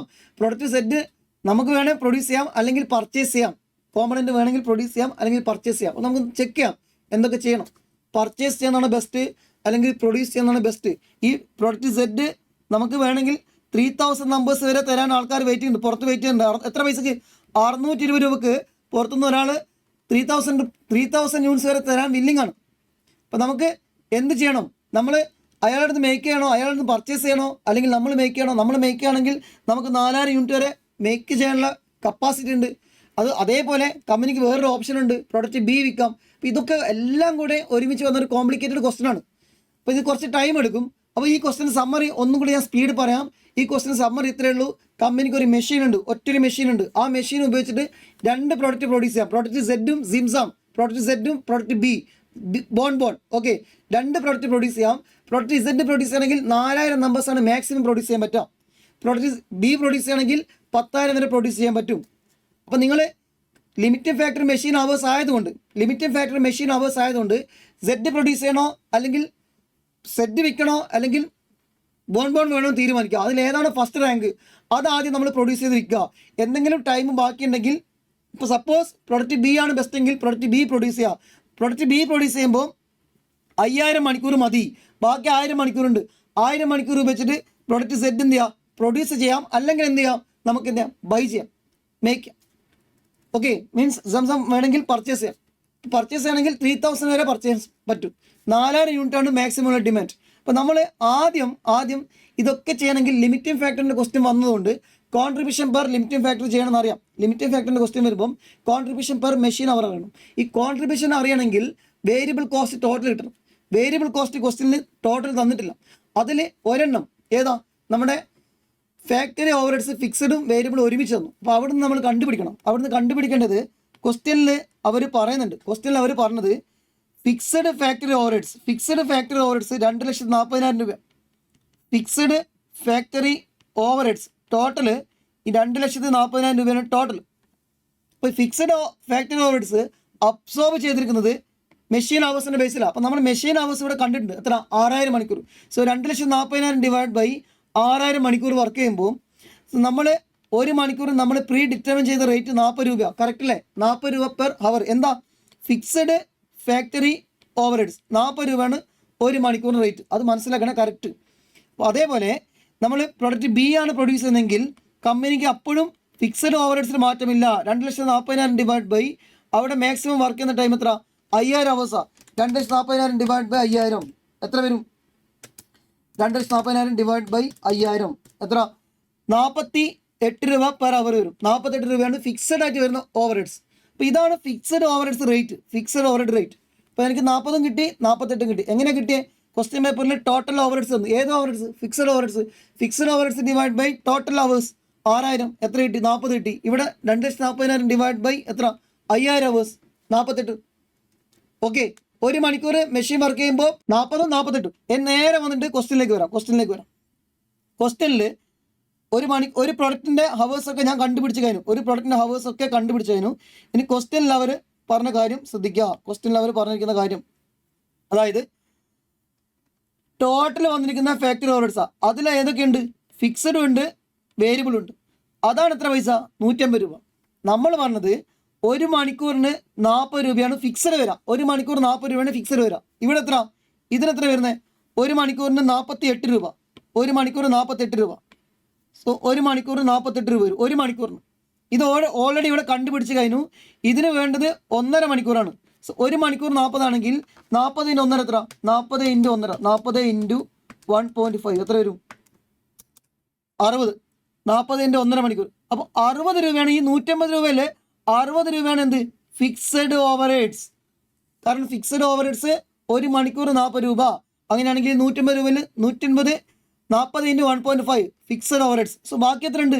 120 ഉണ്ട്. അതെന്താ? Variable overheads. ഇപ്പോൾ ക്വസ്റ്റ്യനിൽ നിങ്ങൾക്ക് കൺഫ്യൂഷൻ വരുന്നുണ്ടാവും. കാരണം ഇത് കുറച്ച് അഡ്വാൻസ്ഡ് പ്രോബ്ലം ആയിട്ട് കണ്ടാൽ മതി. ബട്ട് വലിയ വർക്കിങ്സ് വരുന്നുണ്ടെങ്കിലും ഇതൊക്കെ നമ്മൾ ക്ലാസ്സിൽ പഠിച്ച അതേ സെയിം കോൺസെപ്റ്റാണ്. ഇങ്ങനെയുള്ള പ്രോബ്ലം നമ്മൾ ക്ലാസ് ചെയ്തിട്ടുമുണ്ട്. ഓക്കെ, സോ 48 ഒരു മണിക്കൂർ 48 രൂപയാണ്.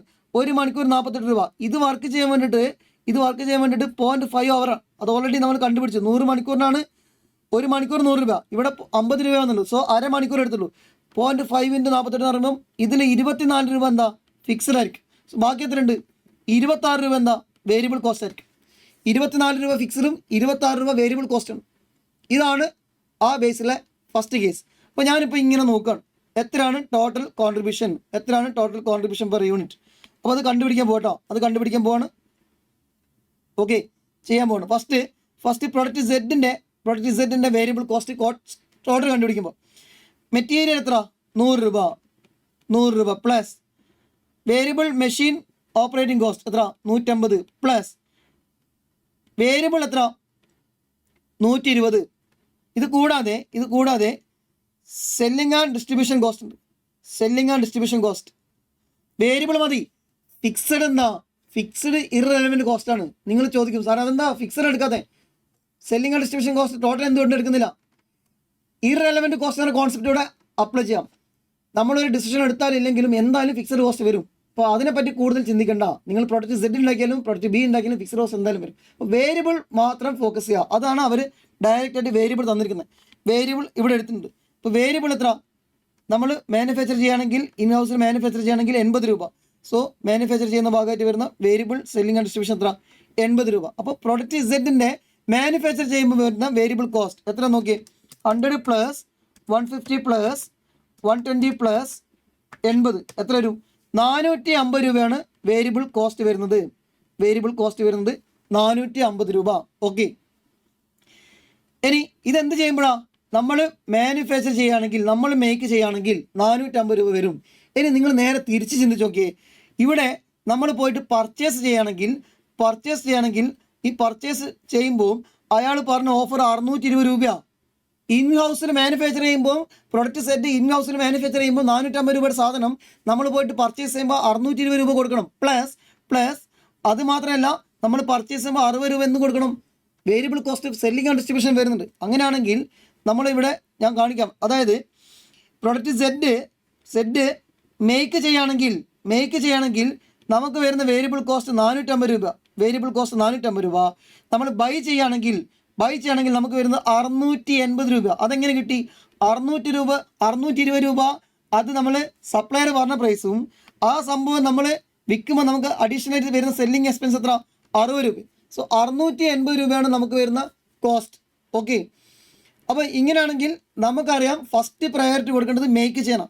ഈ പ്രൊഡക്റ്റ് സെറ്റ് പ്രൊഡ്യൂസ് ചെയ്യാൻ തീരുമാനിച്ചിട്ടുണ്ടെങ്കിൽ അത് ഫസ്റ്റ് നിങ്ങൾ എന്ത് ചെയ്യണം? മേക്ക് ചെയ്യാം. ടൈം ഉണ്ടെങ്കിൽ മേക്ക് ചെയ്യാം, ടൈം ഇല്ലെങ്കിൽ മാത്രം നിങ്ങൾക്ക് എന്ത് ചെയ്യാം? ബൈ ചെയ്യാം. കാരണം ബൈ ചെയ്യുമ്പോൾ നഷ്ടം വരുന്നില്ല. കാരണം റീസൺ 700 രൂപയ്ക്ക് തന്നെ നമുക്ക് എന്ത് ചെയ്യാൻ പറ്റും? വിൽക്കാൻ പറ്റും. 700 രൂപയ്ക്ക് വിൽക്കുമ്പോൾ 20 രൂപ എന്തായാലും കോൺട്രിബ്യൂഷൻ കിട്ടുന്നുണ്ട്. ഇവിടെ 700 രൂപയ്ക്ക് വിൽക്കുമ്പോൾ ഇവിടെ ഒരു കോൺട്രിബ്യൂഷൻ വരുന്നുണ്ട്. അത് നമുക്ക് ചെക്ക് ചെയ്യാം. അപ്പം ഞാൻ പറഞ്ഞു വന്ന പോയിന്റ്, ഇൻ കേസ് ടൈം ഉണ്ടെങ്കിൽ, പ്രൊഡക്റ്റ് സെറ്റ് പ്രൊഡ്യൂസ് ചെയ്യാനുള്ള ടൈം ഉണ്ടെങ്കിൽ തീർച്ചയായിട്ടും നിങ്ങൾ എന്ത് ചെയ്യണം? മേക്ക് ചെയ്യണം. ടൈം ഇല്ലെങ്കിൽ നമുക്ക് എന്ത് ചെയ്യാം? ബൈ ചെയ്യാം. ഓക്കെ, അപ്പോൾ നമുക്ക് ചെക്ക് ചെയ്യാം. എന്തായാലും ബൈ ചെയ്യാൻ നഷ്ടമില്ല. കാരണം അവിടെ 20 രൂപ എന്തുണ്ട്? കോൺട്രിബ്യൂഷൻ ഉണ്ട്. അപ്പോൾ മേക്ക് ചെയ്യാനുള്ള ഓപ്ഷൻ ഉണ്ടെങ്കിൽ തീർച്ചയായിട്ടും മേക്ക് ചെയ്യണം. അത് ഓക്കെയാണ്. 450 രൂപ കിട്ടിയ ഓക്കെ അല്ലേ? 450ഉം 650ഉം. ഇത് ആ ഫസ്റ്റ് പോയിന്റ്, വേരിയബിൾ കോസ്റ്റ് കണ്ടുപിടിച്ചു. ഇനി ഇവിടെ ഒരു പ്രൊഡക്റ്റ് ഉണ്ടല്ലോ, ഏതാ? പ്രൊഡക്റ്റ് ബി ഇല്ലേ? ഇതേപോലെ പ്രൊഡക്റ്റ് ബിയുടെ എന്ത് കണ്ടുപിടിക്കണം? വേരിയബിൾ കോസ്റ്റ് കണ്ടുപിടിക്കണം. അതൊന്ന് ചെക്ക് ചെയ്ത് നോക്കിയേ. പ്രൊഡക്റ്റ് ബിയുടെ variable cost, product B means ബോണിൻ്റെ ഡാറ്റ തന്നിട്ടുണ്ട്. അപ്പോൾ അത് ഇതേപോലെ ചെയ്യുമ്പോൾ എത്ര കിട്ടും? മെറ്റീരിയൽ 300 രൂപ plus variable machine operating cost 50 രൂപ പ്ലസ് വേരിയബിൾ ഫാക്ടറി ഓവർഹെഡ്സ് എത്ര? 26 രൂപ പ്ലസ് എന്താ? Selling and distribution overheads, variable selling and distribution overheads അതെവിടെ? 70 രൂപ, 70. അപ്പോൾ എത്ര വരും? 300 പ്ലസ് 50 പ്ലസ് 26 പ്ലസ് 70 എത്ര? 446 രൂപയാണ് വേരിയബിൾ കോസ്റ്റ്. നേരെ ഞാൻ ഇവിടെ കൊണ്ടുവയ്ക്കുകയാണ്. എന്തെങ്കിലും മിസ്റ്റേക്ക് ഉണ്ടെങ്കിൽ ഒന്ന് ചെക്ക് ചെയ്യണേ. വേരിയബിൾ കോസ്റ്റ് 446 രൂപ. ഓക്കെ, അപ്പം നിങ്ങൾക്ക് കമ്പനിയുടെ കയ്യിൽ 6000 മണിക്കൂറുള്ള മെഷീനുണ്ട്. അപ്പോൾ നമ്മളോട് ചോദിച്ചിരിക്കുന്നത്, നിങ്ങൾ പ്രൊഡക്റ്റ് സെഡ് പ്രൊഡ്യൂസ് ചെയ്ത് വിൽക്കുമോ അല്ലെങ്കിൽ പ്രൊഡക്റ്റ് ബി പ്രൊഡ്യൂസ് ചെയ്ത് വിൽക്കുമോ? ഓക്കെ, ഇതിലേത് പ്രൊഡക്റ്റാണ് നിങ്ങൾ ചൂസ് ചെയ്യുന്നത്? അങ്ങനെ ചൂസ് ചെയ്യുന്നുണ്ടെങ്കിൽ നിങ്ങൾക്ക് വേറൊരു ഓപ്ഷൻ ഉണ്ട്. പ്രൊഡക്റ്റ് സെഡാണ് നിങ്ങൾ വിൽക്കാൻ പ്ലാൻ ചെയ്യുന്നതെങ്കിൽ പ്രൊഡക്റ്റ് സെഡ് 3000 മേടിക്കാനുള്ള ഓപ്ഷൻ ഉണ്ട്. അപ്പോൾ നിങ്ങൾ എന്താണ് ചെയ്യാൻ പോകുന്ന ആക്ടിവിറ്റി, അങ്ങനെയാണെങ്കിൽ നിങ്ങൾ എടുക്കുന്ന ഡിസിഷനിൽ എത്ര പ്രോഫിറ്റ് വരും? അപ്പോൾ നമുക്ക് 2 പ്രോഡക്റ്റ് ഉണ്ട്. പ്രൊഡക്റ്റ് സെഡ് ചൂസ് ചെയ്യാം, പ്രൊഡക്റ്റ് ബി ചൂസ് ചെയ്യാം. ഇതിലേതാണ് ബെസ്റ്റ്? അപ്പോൾ നമുക്ക് ഇവിടെ ലിമിറ്റഡ് ഫാക്ടറിൻ്റെ ആപ്ലിക്കേഷൻ വരികയാണ്. അടുത്ത ലിമിറ്റഡ് ഫാക്ടറിൻ്റെ ആപ്ലിക്കേഷൻ ഏതാ? മെഷീൻ അവേഴ്സാണ്. 6000 മണിക്കൂറുള്ളൂ. ഈ 6000 മണിക്കൂർ എങ്ങനെ കിട്ടിയേ? ഓർമ്മയുണ്ടല്ലോ, 6000 മണിക്കൂർ കിട്ടിയ എങ്ങനെയാണെന്ന് അറിയാലോ. കാരണം 2,40,000 ആണ് എന്ത് വന്നത്?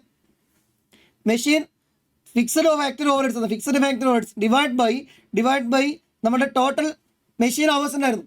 ടോട്ടൽ മെഷീൻ അവേഴ്സ് എത്ര? 6000 ആണ്. അല്ലെങ്കിൽ നിങ്ങൾക്ക് ഓൾറെഡി ഫിക്സഡ് ഫാക്ടറി ഓവർഹെഡ്സ് കിട്ടിയിട്ടുണ്ടായിരുന്നു. ഇത് വെച്ചിട്ട് നമ്മൾ എന്ത് കണ്ടുപിടിച്ചേ? ആ റേറ്റ് 40 രൂപ കണ്ടുപിടിച്ച്. അപ്പോൾ ഈ 6000 കിട്ടിയത് ഒരു മണിക്കൂറിന് ഒരു പ്രൊഡക്റ്റ് ഉണ്ടാക്കിയ 1.5 രൂപ. ഒരു പ്രൊഡക്റ്റ് ഉണ്ടാക്കിയ 1.5 രൂപ. 4000 പ്രൊഡ്യൂസ് ചെയ്യാൻ പറ്റുള്ളൂ. 4000 × 1.5. ഇങ്ങനെയാണ് 6000 കിട്ടിയത്. അപ്പോൾ ഇത് മറന്നു പോകരുത്. ഇങ്ങനെയാണ് 6000 കിട്ടിയത്. അപ്പോൾ ഞാനത് പറഞ്ഞു വന്നു.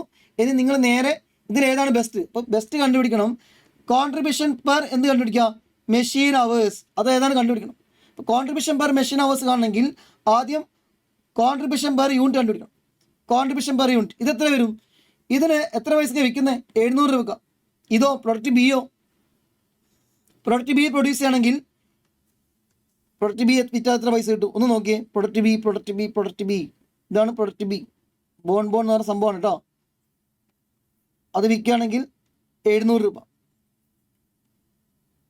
രൂപ വിൽക്കാൻ പറ്റും. ഇത് വിൽക്കുമ്പോഴോ? രണ്ടിൻ്റെ സെല്ലിംഗ് പ്രൈസ് സെയിം ആണല്ലേ. ഓക്കെ, ഇപ്പോൾ 700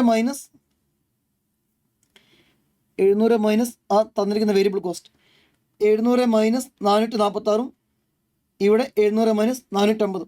സോ പ്രൊഡക്റ്റ് ഇപ്പോൾ മേക്ക് ചെയ്യുകയാണെങ്കിൽ ബൈ ചെയ്യുകയാണെങ്കിലും നമുക്ക് എന്തായാലും പ്രൊഡക്റ്റ് സെഡ് ഒരെണ്ണം വിൽക്കുമ്പോൾ കിട്ടുന്ന കോൺട്രിബ്യൂഷൻ 700 രൂപ മൈനസ് 450 ആണ്. ഇവിടെ ബി ആണെങ്കിൽ 700 രൂപ വിൽക്കുമ്പോൾ കിട്ടും. അത് പ്രൊഡ്യൂസ് ചെയ്യാൻ 446 ആണ്. 450 446 700 മൈനസ് 450 250 രൂപയാണ് കോൺട്രിബ്യൂഷൻ. 700 മൈനസ് 446 254 രൂപയാണ് കോൺട്രിബ്യൂഷൻ കിട്ടുക ഒരെണ്ണം വിൽക്കുമ്പോൾ. സോ ഇത് ഒരെണ്ണം പ്രൊഡ്യൂസ് ചെയ്യാൻ വേണ്ടി 1.5 മണിക്കൂർ ടൈം എടുക്കും. 1.5 മണിക്കൂർ. ഇത് ഒരെണ്ണം പ്രൊഡ്യൂസ് ചെയ്യാൻ 0.5 അവേഴ്സേ വേണ്ടും. അങ്ങനെയാണെങ്കിൽ കോൺട്രിബ്യൂഷൻ പെർ മെഷീൻ അവർ ഇപ്പം 1.5 മണിക്കൂർ സ്പെൻഡ് ചെയ്താൽ മാത്രമേ 250 രൂപ കിട്ടൂ. 250 ഡിവൈഡ് ബൈ 1.5. 1 മണിക്കൂർ സ്പെൻഡ് ചെയ്യുമ്പോൾ 166.66 കോൺട്രിബ്യൂഷൻ കിട്ടുന്നത്. അപ്പുറം 254 ഡിവൈഡ് ബൈ 0.5 1 മണിക്കൂർ സ്പെൻഡ് ചെയ്യുമ്പോൾ 508 രൂപ എനിക്ക് എന്ത് കിട്ടും? കോൺട്രിബ്യൂഷൻ കിട്ടും. സോ ഫസ്റ്റ് പ്രയോറിറ്റി ഞാൻ കൊടുത്തു കഴിഞ്ഞു. എന്ത് ചെയ്യാം? പ്രൊഡക്റ്റ് ബി എന്ത് ചെയ്യാം? പ്രൊഡ്യൂസ് ചെയ്യാം. First priority product B produce ചെയ്യാം. ഓക്കെ അല്ലേ? സോ റാങ്കിങ് പ്രകാരം ഇതാണ് ഫസ്റ്റ്. അപ്പോൾ ഞാൻ എൻ്റെ കയ്യിൽ എത്ര മണിക്കൂറുണ്ട്? 6000 മണിക്കൂറുണ്ട്. 6000 മണിക്കൂറിൽ മാക്സിമം പ്രൊഡക്റ്റ് ബി അങ്ങ് പ്രൊഡ്യൂസ് ചെയ്യാം. പ്രൊഡക്റ്റ് ബി എനിക്ക് 10,000 എണ്ണേ പ്രൊഡ്യൂസ് ചെയ്യാൻ പറ്റുള്ളൂ. 10,000 നമ്പേഴ്സ് പ്രൊഡ്യൂസ് ചെയ്യുമ്പോൾ നമ്മുടെ കയ്യിൽ 6000ത്തിന് 5000 മണിക്കൂർ അങ്ങ് പോകും. കാരണം ഒരെണ്ണം പ്രൊഡ്യൂസ് ചെയ്യാൻ 0.5 ഹവേഴ്സാണ്. 10,000 പ്രൊഡ്യൂസ് ചെയ്യുമ്പോൾ 5000 മണിക്കൂർ നഷ്ടപ്പെട്ടു. അപ്പോൾ എന്തായാലും 10,000 എണ്ണം കിട്ടി. ഓക്കെ, ബാക്കി എത്ര മണിക്കൂറുണ്ട്? ബാക്കി 1000 മണിക്കൂറുണ്ട്. ബാക്കി 1000 മണിക്കൂർ വെച്ചുള്ള സെക്കൻഡ് ഓപ്ഷൻ നമുക്ക് 1000 മണിക്കൂർ ഡിവൈഡ് ബൈ 1.5 എത്ര വരും? 1000 ഡിവൈഡ് ബൈ 1.5 എത്ര? 666. വേണമെങ്കിൽ എന്ത് ചെയ്യാം? മേക്ക് ചെയ്യാം. ഫസ്റ്റ് ഓപ്ഷൻ മേക്കാണ്. മേക്ക് ചെയ്യാം. ഓക്കെ, അപ്പോൾ ഇതാണ് പ്രൊഡക്റ്റ് മിക്സ്.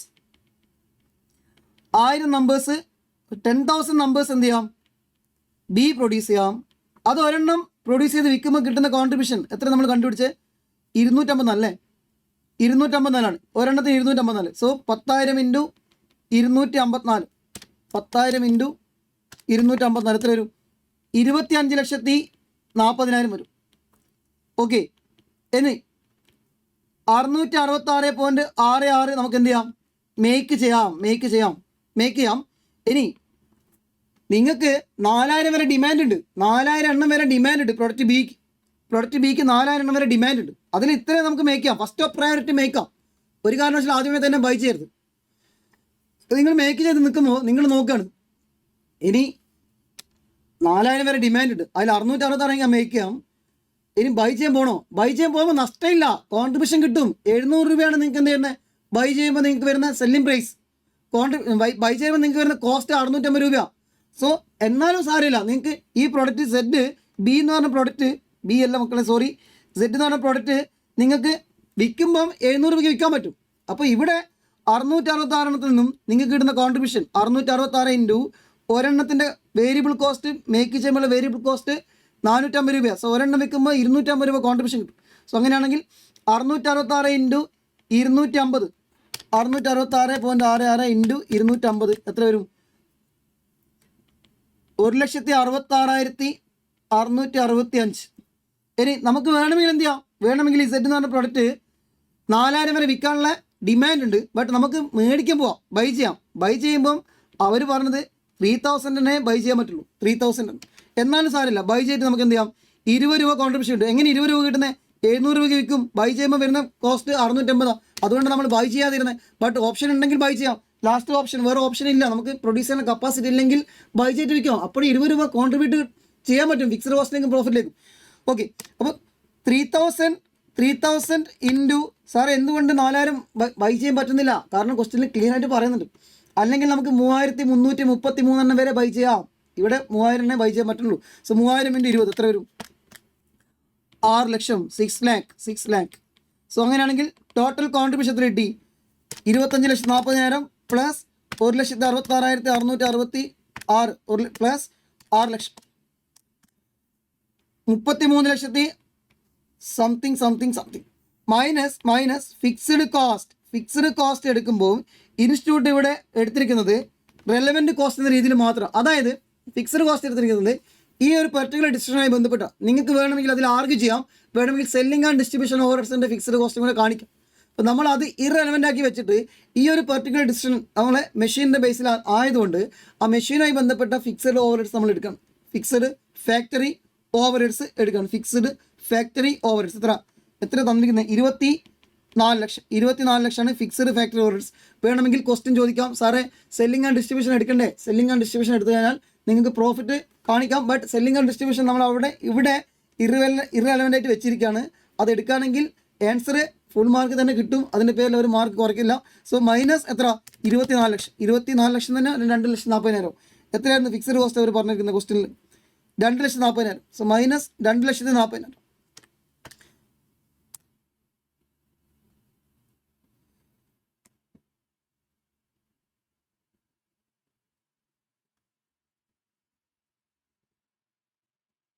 ക്വസ്റ്റ്യൻ ഏതായിരുന്നു? Fixed factory overheads 2,40,000. 2,40,000 കൂടെ മൈനസ് ചെയ്യുമ്പോൾ നിങ്ങൾക്ക് കിട്ടുന്ന പ്രോഫിറ്റ്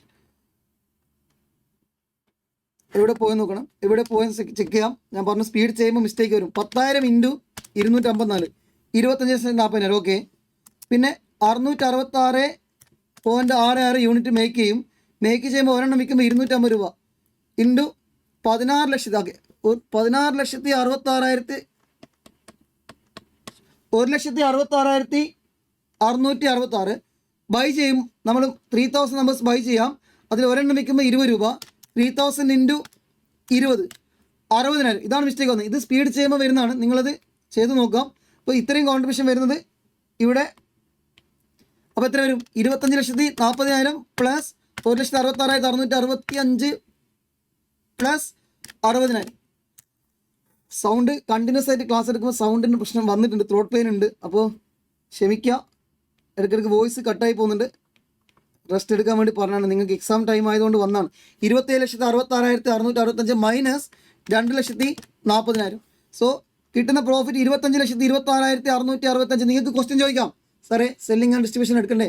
സെല്ലിംഗ് ആൻഡ് ഡിസ്ട്രിബ്യൂഷൻ നിങ്ങൾ എക്സാമിന് എടുത്താണെങ്കിൽ അതിൻ്റെ പ്രോഫിറ്റ് കാണിക്കാം. സോ ഇവിടെ അവർ സജസ്റ്റഡ് ആൻസറിലേക്ക് വന്നപ്പോൾ അവർ ആ പെർട്ടിക്കുലർ ആക്ടിവിറ്റിൻ്റെ മെഷീൻ്റെ ബേസ് മാത്രമേ എടുത്തുള്ളൂ. ഞാൻ അതുകൊണ്ടാണ് അതെടുത്ത് കാണിച്ചിരിക്കുന്നത്. നിങ്ങൾ എക്സാമിന് ചെയ്യുമ്പോൾ ആ സെല്ലിംഗ് ആൻഡ് ഡിസ്ട്രിബ്യൂഷൻ ഓവർഹെഡ്സിൻ്റെ ഫിക്സഡ് കോസ്റ്റ് കൂടെ കാണിച്ചാൽ അതിൻ്റെ പേരിൽ മാർക്ക് കുറയില്ല. അപ്പോൾ ഇവിടെ നമ്മൾ അസ്യൂം ചെയ്യുന്നത് അത് ഇറലവൻ്റ് ആണ്. ഇറലവൻ്റ് ആയിട്ടുള്ള കേസ് മാത്രം അപ്ലൈ ചെയ്യണം. ഓക്കെ. ഇങ്ങനെയാണ് നമുക്ക് ആൻസർ കിട്ടിയിരുന്നത്. ഇത്ര 25,26,665. ഓക്കെ, ക്ലിയർ അല്ലേ? നമുക്ക് ടൈമിൻ്റെ ചെറിയൊരു പ്രശ്നമുണ്ട്. കണ്ടിന്യൂസ് ആയിട്ട് സംസാരിക്കാനും ചെറിയൊരു പ്രശ്നം വന്നിട്ടുണ്ട്. അപ്പോൾ നമുക്ക് ഇത് മാർജിനൽ കോസ്റ്റിൻ്റെ ക്വസ്റ്റൻ ആണ്. റിപ്പീറ്റ് ആയിട്ട് ഒരുപാട് ക്വസ്റ്റ്യൻസ് നമ്മൾ ചെയ്തിട്ടുണ്ട്. റിപ്പീറ്റ് ക്വസ്റ്റൻ അത്ര ടഫുള്ള ക്വസ്റ്റൻ അല്ല, ഈസി ആയിട്ട് ചെയ്യാൻ പറ്റും. Fixed cost 3,20,000. 20,000 എണ്ണം വിറ്റപ്പോൾ ഒരെണ്ണത്തിന് 4 രൂപ പ്രോഫിറ്റ് വന്നു. സോ 20,000 ഇൻറ്റു 4 പ്രോഫിറ്റ് എത്ര? 80,000 പ്രോഫിറ്റ് വന്നു. സോ 80,000 പ്രോഫിറ്റ് ആണെങ്കിൽ മുകളിൽ എന്തുണ്ടാവും? കോൺട്രിബ്യൂഷൻ ഉണ്ടാവും. 4 ലക്ഷം രൂപയാണ് കോൺട്രിബ്യൂഷൻ. കോൺട്രിബ്യൂഷന് മുകളിൽ എന്തായിരിക്കും? വേരിയബിൾ കോസ്റ്റ് ആയിരിക്കും. വേരിയബിൾ കോസ്റ്റ് 20,000 ഇൻറ്റു ഒരെണ്ണത്തിന് 20. വേരിയബിൾ കോസ്റ്റ് 20,000 ഇൻറ്റു 20 എന്ന് പറയുമ്പോൾ 4 ലക്ഷം വേരിയബിൾ കോസ്റ്റാണ്. അപ്പോൾ ഇപ്പോൾ കമ്പനിയുടെ സെയിൽസ് 8 ലക്ഷം രൂപയുടെ സെയിൽസാണ്. 8 ലക്ഷം രൂപയുടെ സെയിൽസാണ്. 8 ലക്ഷം ഡിവൈഡ് ബൈ എത്ര എണ്ണം വിറ്റു? 20,000 എണ്ണം വിറ്റു. So 8 lakh divide by 20,000. 8 lakh divide by 20,000. So ഒരെണ്ണത്തിൻ്റെ സെല്ലിംഗ് പ്രൈസ് 40 രൂപ. ഒരെണ്ണത്തിൻ്റെ സെല്ലിംഗ് പ്രൈസ് 40 രൂപ. ഒരെണ്ണത്തിന് വേരിയബിൾ കോസ്റ്റ് 20 രൂപ. ഒരെണ്ണം വിൽക്കുമ്പോഴുള്ള കോൺട്രിബ്യൂഷൻ 20 രൂപ. BEPൻ്റെ equation 3,20,000 divide by contribution per unit. 3,20,000 divide by contribution per unit. 3,20,000 divide by 20. 16,000 രൂപയാണ്. 16,000 യൂണിറ്റ് ആണ് കോൺട്രിബ്യൂഷൻ കിട്ടുക. 16,000 യൂണിറ്റ് ഇൻ ക്വാണ്ടിറ്റി വെച്ച്. MOS in amount. MOSൻ്റെ equation profit divide by PV ratio. Profit 80,000 divide by PV ratio കാണണമെങ്കിൽ 40 രൂപയ്ക്ക് വിറ്റു. 20 രൂപ variable cost. 50% PV ratio divide by 0.5. 1,60,000 MOS. ഇതാണ് first question. Second question, profit 64,000 ആണെങ്കിൽ MOS എത്ര? പ്രോഫിറ്റ് 64,000 ആണെങ്കിൽ 64,000 പ്ലസ് ഫിക്സ്ഡ് കോസ്റ്റ് എത്ര കവർ ചെയ്യണം? 3,20,000 കവർ ചെയ്യണം. 3,80,000 പ്രോഫിറ്റ് തന്നിട്ടുണ്ട്. പ്രോഫിറ്റ് 64,000 ആണെങ്കിൽ calculate margin of safety. If profit 64,000 ആണെങ്കിൽ MOS എത്ര? പ്രോഫിറ്റ് പറയുന്നത് എന്താ? കോൺട്രിബ്യൂഷൻ ആണ്. 64,000 എന്ന് പറയുന്നത് കോൺട്രിബ്യൂഷൻ ആണ്. ആ കോൺട്രിബ്യൂഷൻ എന്ന് പറയുന്നത് MOS സെയിൽസ് വന്നാണ്. സോ ഇങ്ങനെ ചെയ്താൽ മതി. Contribution divide by PV ratio എന്ത് കിട്ടുക? MOS. Contribution divide by PV ratio sales അല്ലേ? ആണ്. Contribution divide by PV ratio sales ആണ്, നമുക്കറിയാം. സോ ഈ കോൺട്രിബ്യൂഷൻ തന്നെയാണ് പ്രോഫിറ്റ്. കോൺട്രിബ്യൂഷൻ ആണ് പ്രോഫിറ്റ്. എവിടെ നിന്ന് വരുന്ന പ്രോഫിറ്റാണ്? MOS സെയിൽസ് വരുന്ന profit. So profit divide by PV ratio ചെയ്താൽ മതി. 64,000 ഡിവൈഡ് ബൈ 0.5 എത്ര? 1,28,000. അതിൻ്റെ സെല്ലിംഗ് പ്രൈസ്. അപ്പോൾ അതേ ബേസിൽ ഇത് ബേസിക് ആയിട്ടുള്ള ക്വസ്റ്റ്യൻ ആണ്. ബേസിക് ആയിട്ടുള്ള ക്വസ്റ്റ്യൻ, സിമ്പിൾ ആയിട്ടുള്ള ക്വസ്റ്റ്യൻ, നിങ്ങൾക്ക് തന്നെ ഈസി ആയിട്ട് ചെയ്യാൻ പറ്റുന്ന ക്വസ്റ്റ്യൻ. ഈ സെയിം ക്വസ്റ്റ്യൻ നമുക്ക് എവിടെ ഉണ്ട്? നിങ്ങളുടെ മാനേജ്മെൻറ്റ് അക്കൗണ്ടിങ്ങിൽ ആക്സെപ്റ്റ് ചെയ്യണോ റിജക്റ്റ് ചെയ്യണോ? ആ കപ്പാസിറ്റി 30% കപ്പാസിറ്റി ആക്സെപ്റ്റ് ചെയ്യുന്നുണ്ടെങ്കിൽ ഫുൾ ഓർഡർ ടെക്സ്റ്റ് ബുക്കുള്ള അതേ ക്വസ്റ്റ്യൻ ആണ്. അപ്പോൾ ഇത് നിങ്ങൾ ചെയ്യുന്ന കേസിൽ ഓൾറെഡി 80% കപ്പാസിറ്റി ഇപ്പോൾ യൂട്ടിലൈസ് ചെയ്യുന്നത്. അപ്പോൾ നമ്മൾ സപ്പോസ് ഒരു 80,000 യൂണിറ്റാണ് നമ്മളിപ്പോൾ വിൽക്കുന്നത്. 1 ലക്ഷം ആയിരിക്കും അപ്പോൾ മാക്സിമം കപ്പാസിറ്റി. ഒരു എക്സാമ്പിളാണ്. അപ്പോൾ ഒരു ഓഫർ കിട്ടിയിട്ടുണ്ട്, കമ്പനിക്ക് ഒരു ഓഫർ കിട്ടിയിട്ടുണ്ട്. ആ ഓഫർ ആക്സെപ്റ്റ് ചെയ്യണമെങ്കിൽ മുഴുവൻ എടുക്കണം. അത് യൂട്ടിലൈസ് ചെയ്യണമെങ്കിൽ 50% വേണം. മീൻസ് 50,000 എണ്ണ ഉണ്ടാക്കി കൊടുക്കാനുള്ള എക്സാമ്പിളാണ്. 50,000 എണ്ണ അവർക്ക് പ്രൊഡ്യൂസ് ചെയ്ത് കൊടുക്കണം. അല്ലെങ്കിൽ നിങ്ങൾ ചെയ്യാൻ നിൽക്കരുത്. അപ്പോൾ നമ്മൾ 80,000 ഹോം മാർക്കറ്റിലും 50,000 എക്സ്പോർട്ട് ചെയ്യുന്നുണ്ടെങ്കിൽ ടോട്ടൽ നമ്മൾ 130% കപ്പാസിറ്റി യൂട്ടിലൈസ് ചെയ്യണം. ബട്ട് നമുക്കാകെ 100% യൂട്ടിലൈസ് ചെയ്യാൻ പറ്റുള്ളൂ. ബാക്കി 30% വേണ്ടിയിട്ട് 2 ഓപ്ഷൻ ഉണ്ട്. നമ്മളൊന്ന് ചെയ്യുന്നത് ഫസ്റ്റ് നമ്മൾ 10% കൂടെ പ്രൊഡ്യൂസ് ചെയ്യാൻ പറ്റുന്ന മെഷീൻ മേടിക്കുക, ബാക്കി നമ്മൾ ഓവർ ടൈം വർക്ക് ചെയ്യുക 20% വേണ്ടിയിട്ട്. അപ്പോൾ ഇത് സെയിം ക്വസ്റ്റ്യൻ എവിടെ ഉണ്ട്? നമ്മുടെ ടെക്സ്റ്റ് ബുക്കിൽ നമ്മൾ ഓൾറെഡി ക്ലാസ്സിൽ ഡിസ്കസ് ചെയ്തിട്ടുണ്ട്. പുതിയതായിട്ട് നിങ്ങൾക്ക് സജസ്റ്റഡ് ആൻസറിൽ ഓൾറെഡി ഡീറ്റെയിൽ ആയിട്ട് ടെക്സ്റ്റ് ബുക്കിലുണ്ട്. അത് ചെയ്തെടുക്കാൻ പറ്റിയ ക്വസ്റ്റ്യൻ ആണ്. അതിൻ്റെ പേരിൽ നിങ്ങൾക്ക് ഇതും നമ്മുടെ ടെക്സ്റ്റ് ബുക്കിൽ CA ഇൻ്ററിലെ ഒരു ക്വസ്റ്റ്യൻ ആണ്. ഇത് നിങ്ങൾക്ക് കറക്റ്റ് അതിൻ്റെ ആൻസർ വന്നിട്ടുണ്ട്. എന്തെങ്കിലും ഡൗട്ട് ഉണ്ടെങ്കിൽ ചെയ്ത് നോക്കാം. CA ഇൻ്ററിലുള്ള ആ സെയിം ടൈപ്പ് ക്വസ്റ്റ്യൻ ആണ്. ഓക്കെ, നമുക്ക് ക്യാഷ് ബഡ്ജറ്റ് പ്രിപ്പയർ ചെയ്യാനുള്ള ക്വസ്റ്റ്യൻ ആണ്. നിങ്ങൾ ചെയ്ത് നോക്കുക. എന്തെങ്കിലും ഡൗട്ട് ഉണ്ടെങ്കിൽ നിങ്ങൾക്ക് ട്രിപ്പിൾ ഐ കോൺടാക്ട് ചെയ്യാം, നമ്മൾ കോൺടാക്ട് ചെയ്യാം. ഇതിൽ നമ്മൾ ഡീറ്റെയിൽ ആയിട്ട് ചെയ്തിട്ടുണ്ട്.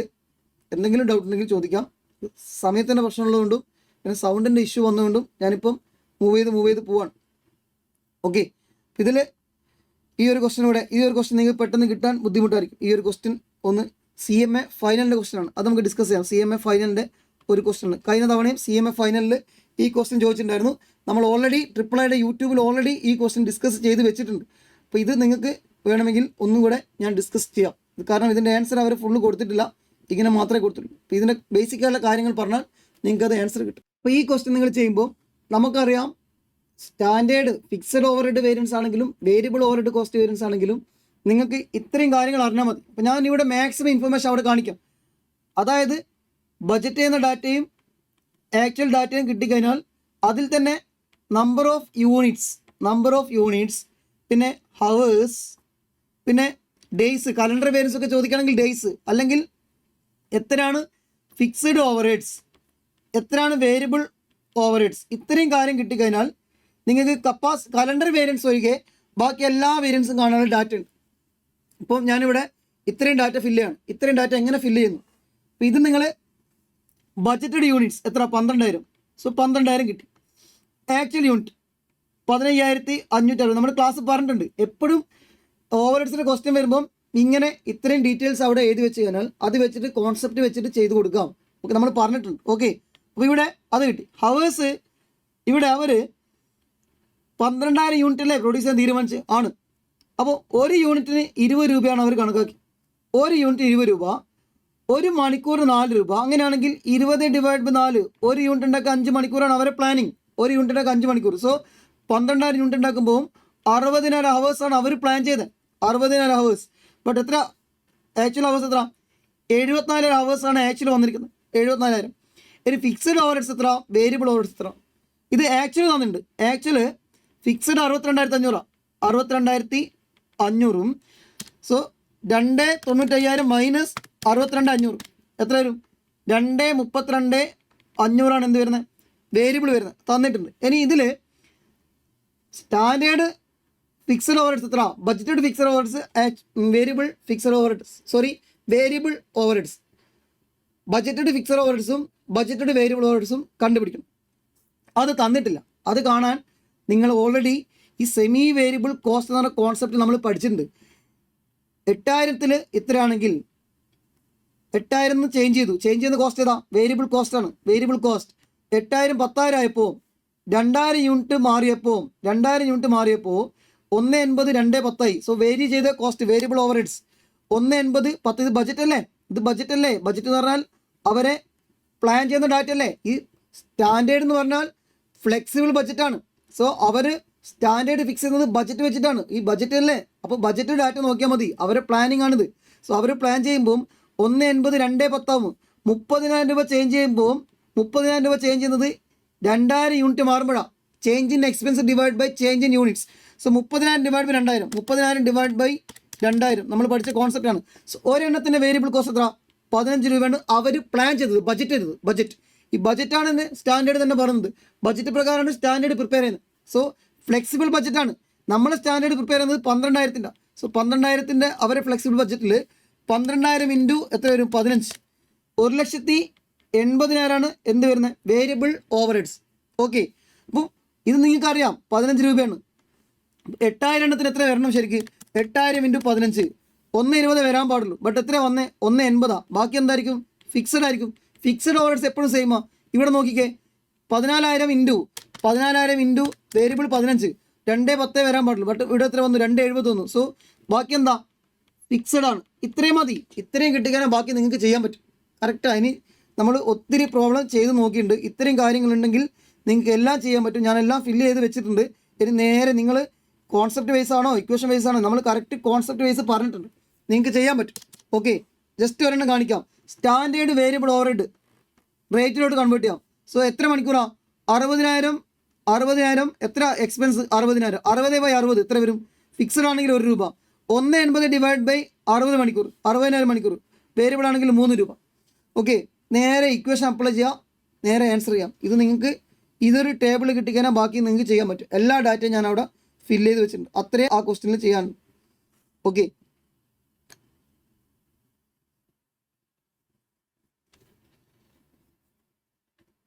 പ്രൊഡക്ഷൻ ബഡ്ജറ്റിൻ്റെ ക്വസ്റ്റ്യൻ ആണ്. പ്രൊഡക്ഷൻ ബഡ്ജറ്റ് പ്രിപ്പയർ ചെയ്യുമ്പോൾ നമ്മൾ ആദ്യം എസ്റ്റിമേറ്റഡ് സെയിൽസ് അറിയണം. പ്ലസ് എന്താ, വിൽക്കാൻ മാത്രം വേണ്ടി പ്രൊഡ്യൂസ് ചെയ്താൽ പോരാ, അയാൾ ആഗ്രഹിക്കുന്ന ക്ലോസ് സ്റ്റോക്കിന് വേണ്ടി എന്ത് ചെയ്യണം? പ്രൊഡ്യൂസ് ചെയ്യണം. മൈനസ് ഓപ്പണിംഗ് ഉണ്ടെങ്കിൽ അത് എന്ത് ചെയ്യാം? മൈനസ് മാറ്റി വെക്കാം. ബാക്കി എന്ത് ചെയ്താൽ മതി? പ്രൊഡ്യൂസ് ചെയ്താൽ മതി. So estimated sales, close stock minus opening, ഇത്രയാണ് നമ്മൾ പ്രൊഡക്ഷൻ നടത്തേണ്ടത്. അത് നമുക്കറിയാം. പ്രൊഡക്ഷൻ ബേസിലായിരിക്കും നമ്മൾ പർച്ചേസ് ചെയ്യേണ്ടത്. ഇപ്പോൾ നിങ്ങൾ കറക്റ്റ് ശ്രദ്ധിക്കുക. ഒരു ഫിനിഷ്ഡ് പ്രൊഡക്റ്റിന് ഏതൊക്കെ മെറ്റീരിയലാണ് ആവശ്യമുള്ളത് അത് കറക്റ്റ് പ്രിപ്പയർ ചെയ്യാം. ഇവിടെ കാണിച്ചിട്ടുണ്ട്. ഇവിടെ നിങ്ങൾ ചെയ്ത് നോക്കുക. നമ്മൾ ഒത്തിരി ക്വസ്റ്റ്യൻ ചെയ്തിട്ടുണ്ട്. ഈസി ക്വസ്റ്റ്യൻ തന്നെയാണ്, വലിയ ടഫില്ല, ഈസി ആയിട്ടുള്ള ഒരു ക്വസ്റ്റ്യൻ തന്നെയാണ്. അതുകൊണ്ട് തന്നെ ഞാനത് ഡീറ്റെയിൽ ആയിട്ട് ഡിസ്കസ് ചെയ്യുന്നില്ല, നിങ്ങൾക്ക് ചെയ്ത് നോക്കാവുന്നതാണ്. പിന്നെ വന്നിരിക്കുന്നത് ഒരു EVAയുടെ ക്വസ്റ്റ്യനാണ്. Economic value added. Economic value added എന്ന് പറയുന്നത് നമുക്ക് എന്തെങ്കിലും ബെനിഫിറ്റ് ഉണ്ടായിട്ടുണ്ടോ? എക്കണോമിക് മീൻസ് നമുക്ക് ഓൾറെഡി കിട്ടിക്കൊണ്ടിരിക്കുന്ന ഒരു ഇൻകം ഉണ്ടായിരുന്നു. ആ ഒരു ഇൻവെസ്റ്റ്മെൻറ്റ് നമ്മൾ എടുത്തിട്ട് വേറൊരു ബിസിനസ്സിലോട്ട് ഇൻവെസ്റ്റ് ചെയ്യുമ്പോൾ നമുക്ക് എന്തെങ്കിലും വാല്യൂ അഡിഷൻ വന്നിട്ടുണ്ടോ? ഇപ്പം ഞാൻ ജസ്റ്റ് ഇങ്ങനെ എൻ്റെ കയ്യിൽ ഒരു 10 ലക്ഷം രൂപ ഉണ്ട്. ഞാൻ നേരത്തെ പറഞ്ഞ പോലെ ഈ 10 ലക്ഷം രൂപ ഓൾറെഡി എനിക്ക് 10% റിട്ടേൺ കിട്ടിക്കൊണ്ടിരിക്കാം. അപ്പോൾ ഈ 10% റിട്ടേൺ കിട്ടിക്കൊണ്ടിരിക്കുമ്പോൾ ഞാൻ ഈ 10 ലക്ഷം രൂപ ഇൻവെസ്റ്റ് ചെയ്തു. 10 ലക്ഷം രൂപ ഇൻവെസ്റ്റ് ചെയ്തിട്ട് എനിക്ക് ഒരു 2 ലക്ഷം രൂപ കിട്ടി. 2 ലക്ഷം രൂപ റിട്ടേൺ കിട്ടി. ഒരു 2 ലക്ഷം രൂപ റിട്ടേൺ കിട്ടി. എനിക്ക് ഓപ്പറേറ്റിംഗ് ഇൻകം 2 ലക്ഷം രൂപയാണ്. മൈനസ് എൻ്റെ കോസ്റ്റ് ഓഫ് ക്യാപിറ്റൽ എത്ര? 1 lakh. സോ എക്സസൈസ് സർപ്ലസ് ആയിട്ട് എത്ര കിട്ടി? 1 lakh കിട്ടി. ഈ അധികം കിട്ടിയെന്ന് പറയുന്ന പേരാണത് എക്കണോമിക് വാല്യൂ അഡിഷൻ. അപ്പോൾ ഈ ഒരു ഡിസിഷൻ്റെ ഭാഗമായിട്ട് എൻ്റെ വാല്യൂവിൽ എന്ത് ചെയ്യുന്നു? അഡിഷൻ വന്നിട്ടുണ്ടോ? 1 ലക്ഷം രൂപയാണ് ആഡ് ചെയ്ത് വന്നു. ഓൾറെഡി എനിക്ക് നേരത്തെ കിട്ടിക്കൊണ്ടിരിക്കുന്നത് 1 lakh rupees. അപ്പോൾ ആ ഒരു ബന്ധപ്പെട്ട ക്വസ്റ്റ്യൻ നിങ്ങൾ ടെക്സ്റ്റ് ബുക്കിൽ ഇല്ലാത്തൊരു ടൈപ്പ് ക്വസ്റ്റ്യൻ ആണ്. ഇതിൽ നിങ്ങൾക്ക് ആകെ കണ്ടുപിടിക്കേണ്ടത് എന്താ? നമ്മൾ കമ്പനിയുടെ കേസ് ചിന്തിക്കുമ്പോൾ കമ്പനിയുടെ ഓപ്പർച്യൂണിറ്റി കോസ്റ്റ് അല്ലെങ്കിൽ കമ്പനിയുടെ കോസ്റ്റ് ഓഫ് ക്യാപിറ്റൽ അതെന്താ? വെയ്റ്റഡ് ആവറേജ് കോസ്റ്റ് ഓഫ് ക്യാപിറ്റലാണ്. Weighted average cost of capital കാണാൻ വേണ്ടിയിട്ട് അവരെന്ത് തന്നിട്ടുണ്ട്? നിങ്ങൾക്ക് KE കാണാൻ വേണ്ടിയിട്ടാണ്. ഈ KE കാണാൻ വേണ്ടിയിട്ടുള്ള ഡാറ്റ തന്നിട്ടുണ്ട്. ഇത് വെച്ചിട്ട് നമ്മൾ എന്ത് കണ്ടുപിടിക്കും? KE കണ്ടുപിടിക്കും. KEൻ്റെ ഇക്വേഷൻ എന്താ? Risk free rate plus beta into RM minus RF. അത് വെച്ചിട്ട് KE കണ്ടുപിടിക്കുക. ഇത് ടാക്സ് റേറ്റ് ഉള്ളതുകൊണ്ട് KD കണ്ടുപിടിക്കുമ്പോൾ ആ ടാക്സ് ഇൻട്രസ്റ്റ് അഡ്ജസ്റ്റ് ചെയ്തിട്ടുള്ള ടാക്സ് ഇൻട്രസ്റ്റ് ഇൻറ്റു 1 - T നിങ്ങൾ FM പഠിച്ച പോലെ അതേ രീതിയിൽ ചെയ്തെടുക്കുക. ആ സമയത്ത് നിങ്ങൾക്ക് എന്ത് കിട്ടും? WACC കിട്ടും. അപ്പോൾ ഇവിടെ വർക്കിങ്സ് കാണിച്ചിട്ടുണ്ട്. Profit after tax 25,41,000. ഇൻട്രസ്റ്റ് നമ്മൾ എന്ത് ചെയ്തു? ആഡ് ബാക്ക് ചെയ്തു. ടോട്ടൽ റിട്ടേൺ കിട്ടി ഇത്ര 26,25,000. ഇത് കമ്പനിയാണ്. കമ്പനിയിൽ ഇൻവെസ്റ്റ് ചെയ്തിരിക്കുന്ന 2 ആൾക്കാരാണ്. സോ 26,25,000 ടോട്ടൽ റിട്ടേൺ കിട്ടി. Less cost of capital. So അവർ ഇൻവെസ്റ്റ് ചെയ്യുമ്പോൾ അവർക്ക് ഡിമാൻഡ് ഉണ്ടായിരുന്നു, ഇത്രയും ഞങ്ങൾക്ക് വേണം, ഞങ്ങൾ പുറത്ത് ഇൻവെസ്റ്റ് ചെയ്തിരുന്നെങ്കിൽ ഡിബഞ്ചർ ഹോൾഡേഴ്സും ഇക്വിറ്റി ഷെയർ ഹോൾഡേഴ്സും കൂടിയാണ് ബിസിനസ്സിലേക്ക് ഇൻവെസ്റ്റ് ചെയ്തത്. സോ അവർ ഇൻവെസ്റ്റ് ചെയ്ത ഫണ്ടിന് ഒരു കോസ്റ്റ് ഉണ്ടായിരുന്നു. സോ അവർ ഇൻവെസ്റ്റ് ചെയ്ത ഭാഗമായിട്ട് അവർക്ക് കയ്യിൽ കിട്ടിയ റിട്ടേൺ ആണ് എത്ര? 26,25,000. അതുകൊണ്ടാണ് നെറ്റ് ടാക്സ് കഴിച്ച് 2 ആൾക്കാർ. ആരൊക്കെ? ഇക്വിറ്റി ഷെയർ ഹോൾഡറും ഡിബഞ്ചർ ഹോൾഡറും. 2 പേര് ബിസിനസ്സിൽ ഇൻവെസ്റ്റ് ചെയ്തു. 2 പേരും ഇക്വിറ്റി ഷെയർ ഹോൾഡേഴ്സിന് എന്ത് കിട്ടി? ടാക്സും കഴിച്ച് ഇത്ര പ്രോഫിറ്റ് കിട്ടി. ഡിബഞ്ചർ ഹോൾഡേഴ്സിന് എന്ത് കിട്ടി? ഇൻട്രസ്റ്റും കഴിച്ച് ഇത്ര പ്രോഫിറ്റ് കിട്ടി. സോ 2 പേരും കൂടിയാണ് ഫേം. 2 പേരും ചേർന്നിട്ട് ഇത്രയാണ് ഏൺ ചെയ്തിരിക്കുന്നത്. ടാക്സ് ഒക്കെ കഴിച്ചിട്ട് ഇത്രയാണ് ഏൺ ചെയ്തത്. സോ 2 പേരും ടാക്സ് കഴിച്ച് ലിങ്ക് എടുത്തു. ഇവിടെ ഫേമിൽ 2 ആൾക്കാരെ ആരൊക്കെ? ഡിബഞ്ചറും ഇക്വിറ്റി ഷെയർ ഹോൾഡേഴ്സും. സോ 2 പേരും ചേർന്നാണ് ഫേം. അപ്പോൾ ഫേമിൻ്റെയാണ് നിങ്ങൾ EVA കാണാൻ വേണ്ടി പറയുന്നത്. സോ ഫേമിൻ്റെ EVA കാണുമ്പോൾ ഫേമിന് കിട്ടിയ ടോട്ടൽ റിട്ടേൺ എടുക്കണം. ഫേമിന് 2 ആൾക്കാർ ആരൊക്കെ? ഇക്വിറ്റി ഷെയർ ഹോൾഡറും അതേപോലെ ഡിബഞ്ചർ ഹോൾഡറും. ഇക്വിറ്റി ഷെയർ ഹോൾഡേഴ്സിന് ടാക്സ് കഴിച്ചിട്ട് കിട്ടുന്ന പേരാണ് പ്രോഫിറ്റ് ആഫ്റ്റർ ടാക്സ്. ഡിബഞ്ചർ ഹോൾഡേഴ്സിന് ഇൻട്രസ്റ്റ് കിട്ടിക്കഴിഞ്ഞാൽ അതിൽ നിന്ന് ടാക്സ് മൈനസ് ചെയ്തിട്ടുള്ള ഫിഗർ എടുക്കണം. അത് നമ്മൾ എടുത്തു. അത് 2 എടുത്ത് നോക്കുമ്പോൾ 26,25,000 ആണ്. സോ അവർ മിനിമം ഡിമാൻഡ് ചെയ്ത റിട്ടേൺ എത്ര %? 8 ലക്ഷമാണ് അവരെ മിനിമം വേണ്ടിയിരുന്ന കോസ്റ്റ് ഓഫ് ക്യാപിറ്റൽ. അതും കൺസിഡർ ചെയ്തിട്ട് ബാക്കി എത്ര ഉണ്ട്? 18,25,000 ഉണ്ട്. സോ എക്കണോമിക് വാല്യൂ ആഡഡ് അവിടെ വന്നിട്ടുണ്ട്. മിനിമം റിട്ടേൺ ഇത്രയായിരുന്നു, അതിനേക്കാൾ കൂടുതൽ കിട്ടിയിട്ടുണ്ട്. ഓക്കെ, ഇത് ചെയ്തെടുക്കാൻ വലിയ ബുദ്ധിമുട്ടില്ല. നിങ്ങൾ നേരെ ഇത് വെച്ചിട്ട് റിവേഴ്സ് വർക്കിലൂടെ കണ്ടുപിടിക്കാൻ പറ്റും. ഓക്കെ,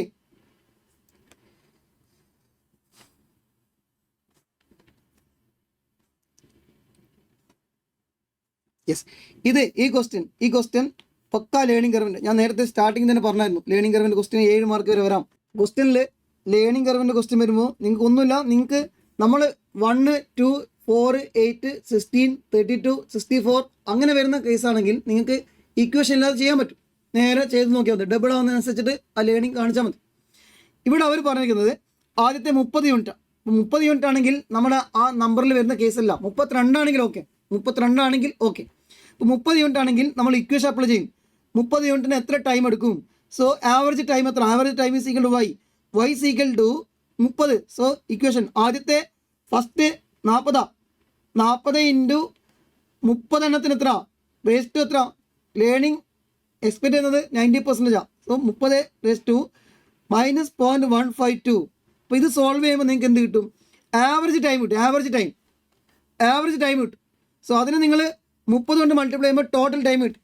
ആ സമയത്ത് total time into total rate per hour. So total time into 6 രൂപ കൊണ്ട് മൾട്ടിപ്ലൈ ചെയ്യുമ്പോൾ ലേബർ കോസ്റ്റ് കിട്ടി. പിന്നെ മെറ്റീരിയൽ കോസ്റ്റും വേരിയബിൾ ഓവർഹെഡ്സും കാര്യങ്ങളൊക്കെ തന്നിട്ടുണ്ട്. ആ രീതിയിൽ നിങ്ങൾക്ക് ഫസ്റ്റ് പാർട്ട് ആൻസർ ചെയ്യാം. നമ്മൾ റിപ്പീറ്റ് ആയിട്ടുള്ള ക്വസ്റ്റ്യൻ ആണ്. ടെക്സ്റ്റ് ബുക്കിൽ അടുത്ത ക്വസ്റ്റ്യൻ അഡീഷണൽ 40 യൂണിറ്റ് ഉണ്ടാക്കുമ്പോൾ എത്ര വരും? ഇപ്പോൾ അഡീഷണൽ 40 യൂണിറ്റ് ഉണ്ടാക്കുമ്പോൾ എത്രയാണ് കോസ്റ്റ് വരുന്നത്? അപ്പോൾ അഡീഷണൽ 40 അറിയണമെങ്കിൽ ഇപ്പോൾ ഓൾറെഡി നമ്മൾ 30 ഉണ്ടാക്കിയിട്ടുണ്ട്. 40 കൂടെ ഉണ്ടാക്കുമ്പോഴേക്കും 70 എണ്ണമാണ് എംപ്ലോയീസ് വർക്ക് ചെയ്യുന്നത്. അപ്പോൾ 70 എണ്ണത്തിന് വേണ്ടി വരുന്ന ടൈം എത്രയാണെന്ന് കണ്ടുപിടിച്ചാൽ മതി. So equation 70 y is equal to എക്സിന് നമ്പർ എത്ര കൊടുക്കുക? 70 കൊടുക്കുക. y is equal to 70 into 40 into 70 കൊടുക്കുക. 30 വരെ 70 എണ്ണമാണെങ്കിൽ അവിടെ നിന്ന് കിട്ടി. അപ്പോൾ 70 എണ്ണത്തിൻ്റെ ടൈം കിട്ടും. 70 ഇൻറ്റു ഈ കിട്ടിയ ആവറേജ് ടൈം കൊണ്ട് മൾട്ടിപ്ലൈ ചെയ്യുമ്പോൾ 70 എണ്ണം ഉണ്ടാക്കുമ്പോൾ ടൈം കിട്ടും. അപ്പോൾ 70 എണ്ണം ഉണ്ടാക്കുന്ന ടൈമിൽ നിന്നും ആദ്യത്തെ 30 എണ്ണത്തിന് ടൈം മൈനസ് ചെയ്യുമ്പോൾ ഡിഫറൻസിൽ എന്തായിരിക്കും? 40 ആയിരിക്കും. നിങ്ങളത് ചെയ്യുമ്പം അതിൻ്റെ 40 എണ്ണത്തിൻ്റെ ടൈമും കിട്ടി. അത് ബേസിൽ എന്ത് കണ്ടുപിടിക്കാം? കോസ്റ്റും കണ്ടുപിടിക്കാം. ഓക്കെ, അവർക്ക് വേണ്ടത് 20%. അതൊക്കെ റിപ്പീറ്റ് ആയിട്ട് വരുന്ന പ്രോഫിറ്റിൻ്റെ കോസ്റ്റിന് മുകളിൽ 20%, അല്ലെങ്കിൽ പ്രോഫിറ്റ് വേണ്ടത് 20% സെല്ലിംഗ് പ്രൈസ്. അപ്പോൾ കോസ്റ്റ് കിട്ടും, സെല്ലിംഗ് പ്രൈസ് 100 ആയിട്ട് എടുക്കുക. ഇത് പ്രോഫിറ്റ് 20 ആണ്. അങ്ങനെയാണെങ്കിൽ കോസ്റ്റ് പ്ലസ് പ്രോഫിറ്റ് ആണ് സെയിൽസ് വരിക. Cost is equal to 80%. അത് നിങ്ങൾക്ക് ചെയ്യാൻ പറ്റും. എല്ലാത്തിൻ്റെയും വാല്യൂ അവർ തന്നിട്ടുണ്ട്. ഇത് നമ്മൾ യൂസ് ചെയ്യും. പിന്നെ നമ്മൾ ഇതും നമുക്ക് ആവശ്യമുണ്ട്. ഈ 2 വാല്യൂ നമുക്ക് ആവശ്യമുണ്ട്. ഓക്കെ, അത്രയേ ഉള്ളൂ. പിന്നെ ഇത് നമ്മുടെ ടെക്സ്റ്റ് ബുക്കിലുള്ള സെയിം ക്വസ്റ്റ്യൻ ആണ്. ഡിസിഷൻ ട്രീ ഇത് വരയ്ക്കുമ്പോൾ ഫസ്റ്റ് ഒരു ഡിസിഷൻ പോയിൻ്റ് ഉണ്ടാവും. അവിടുന്ന് നമ്മൾ ചെയ്യുന്ന എന്തൊക്കെയാണ് അവിടുന്ന് വരുന്ന ഔട്ട്കംസ്. അപ്പോൾ അത് ഇവിടെ കറക്റ്റ് ക്വസ്റ്റ്യനിൽ വായിച്ച് നോക്കി നമുക്ക് വരയ്ക്കാൻ പറ്റും. ഡിസിഷൻ ട്രീൻ്റെ ക്വസ്റ്റ്യൻ ചെയ്യുമ്പോൾ നിങ്ങൾ കറക്റ്റ് എന്താണ് സ്റ്റാർട്ടിങ് പോയിൻ്റ് അത് വരയ്ക്കുക, ഡിസിഷൻ പോയിൻ്റ് വരയ്ക്കുക. അത് ചെയ്യുകയാണെങ്കിൽ അല്ലെങ്കിൽ ചെയ്യുന്നില്ലെങ്കിൽ, അപ്പോൾ നമ്മൾ ചെയ്യുന്നില്ലെങ്കിൽ ഒന്നും സംഭവിക്കാൻ പോകുന്നില്ല, 0 ആയിപ്പോവും. ചെയ്യുകയാണെങ്കിൽ എന്തൊക്കെ സംഭവിക്കും? അവിടുന്ന് വരുന്ന ഔട്ട്കംസ് എത്രമാത്രം പ്രോബബിലിറ്റി ഉണ്ട്? ഇവിടെ ക്വസ്റ്റ്യനിൽ ഇത്രയാണ് 10 lakh. ഇത് നമ്മളൊരു മാർക്കറ്റിലേക്ക് പ്രൊഡക്റ്റ് കൊണ്ടുവരികയാണെങ്കിൽ, അത് അല്ലെങ്കിൽ അബൻഡൻ ചെയ്യുകയാണെങ്കിൽ, ഡു നോട്ട് എൻ്റർ ആണെങ്കിൽ 0, ഒന്നും കിട്ടുന്നില്ല. എൻ്റർ ചെയ്യുകയാണെങ്കിൽ അതിനുശേഷം എന്തൊക്കെ സംഭവിക്കും? ഇതാണ് വീണ്ടും അതിൻ്റെ പ്രോബബിലിറ്റി കാണിക്കാം. നമ്മൾ ടെക്സ്റ്റ് ബുക്കുകൾ അതേ ടൈപ്പ് ക്വസ്റ്റ്യനാണ്. ഇതിലൊന്നും കൂടുതൽ ഡിസ്കഷൻ്റെ ആവശ്യം വരുന്നില്ല. അത് മാത്രമല്ല ടൈമിൻ്റെ ഇഷ്യൂ ഉള്ളതുകൊണ്ടും ത്രോട്ട് പെയിൻ്റെ ഇഷ്യൂ ഉള്ളതുകൊണ്ടാണ് നമ്മൾ ആ ഇമ്പോർട്ടൻ്റ് അല്ലാത്ത കാര്യങ്ങളൊന്നും ഓടിച്ച് പോയത്. നിങ്ങൾക്ക് പ്രീവിയസ് ഇയർ ക്വസ്റ്റ്യൻ ഡിസ്കഷൻ്റെ ആവശ്യം വന്നത് തന്നെ നിങ്ങൾ ICMAയുടെ സജസ്റ്റഡ് ആൻസേഴ്സിൽ എല്ലാത്തിൻ്റെ ക്വസ്റ്റ്യന് ഡീറ്റെയിൽ ആയിട്ട് അവർ പറഞ്ഞിട്ടില്ല. അപ്പോൾ നിങ്ങൾക്ക് ചില സ്റ്റുഡൻസിന് അല്ലെങ്കിൽ ഓൾമോസ്റ്റ് സ്റ്റുഡൻസ് നമുക്ക് ട്രിപ്പിൾ കോൺടാക്ട് ചെയ്തിട്ടുണ്ടായിരുന്നു. അവർക്ക് വേണമായിരുന്നു ഡീറ്റെയിൽഡ് ആൻസർ വേണമായിരുന്നു. ബാക്കി ആൻസേഴ്സ് ഓൾറെഡി തന്നതിൻ്റെ വീണ്ടും ഡിസ്കസ് ചെയ്ത സമയം നിങ്ങൾക്ക് ഇല്ലെന്ന് ഞങ്ങൾക്കറിയാം. അപ്പോൾ ഇതിൽ ഓൾറെഡി നമ്മൾ സ്റ്റെക്കായി പോകുന്ന നിങ്ങൾ പ്രോബ്ലം ചെയ്യുമ്പോൾ എങ്ങനെയാണ് വന്നത് ആ 14 മാർക്കിൻ്റെ ക്വസ്റ്റ്യൻ നല്ല രീതിയിൽ നോക്കുക. അതേപോലെ ആ സ്റ്റാൻഡേർഡ് ക്വസ്റ്റ്യനും കൂടെ ചെയ്ത് വെച്ചിട്ടുണ്ട്. അത് നിങ്ങൾക്ക് വർക്ക് ചെയ്തെടുക്കാം. ബാക്കിയൊക്കെ നമ്മൾ റിപ്പീറ്റ് ആയിട്ട് കാണുന്ന ടെക്സ്റ്റ് ബുക്കുകൾ അതേ ക്വസ്റ്റ്യനാണ്.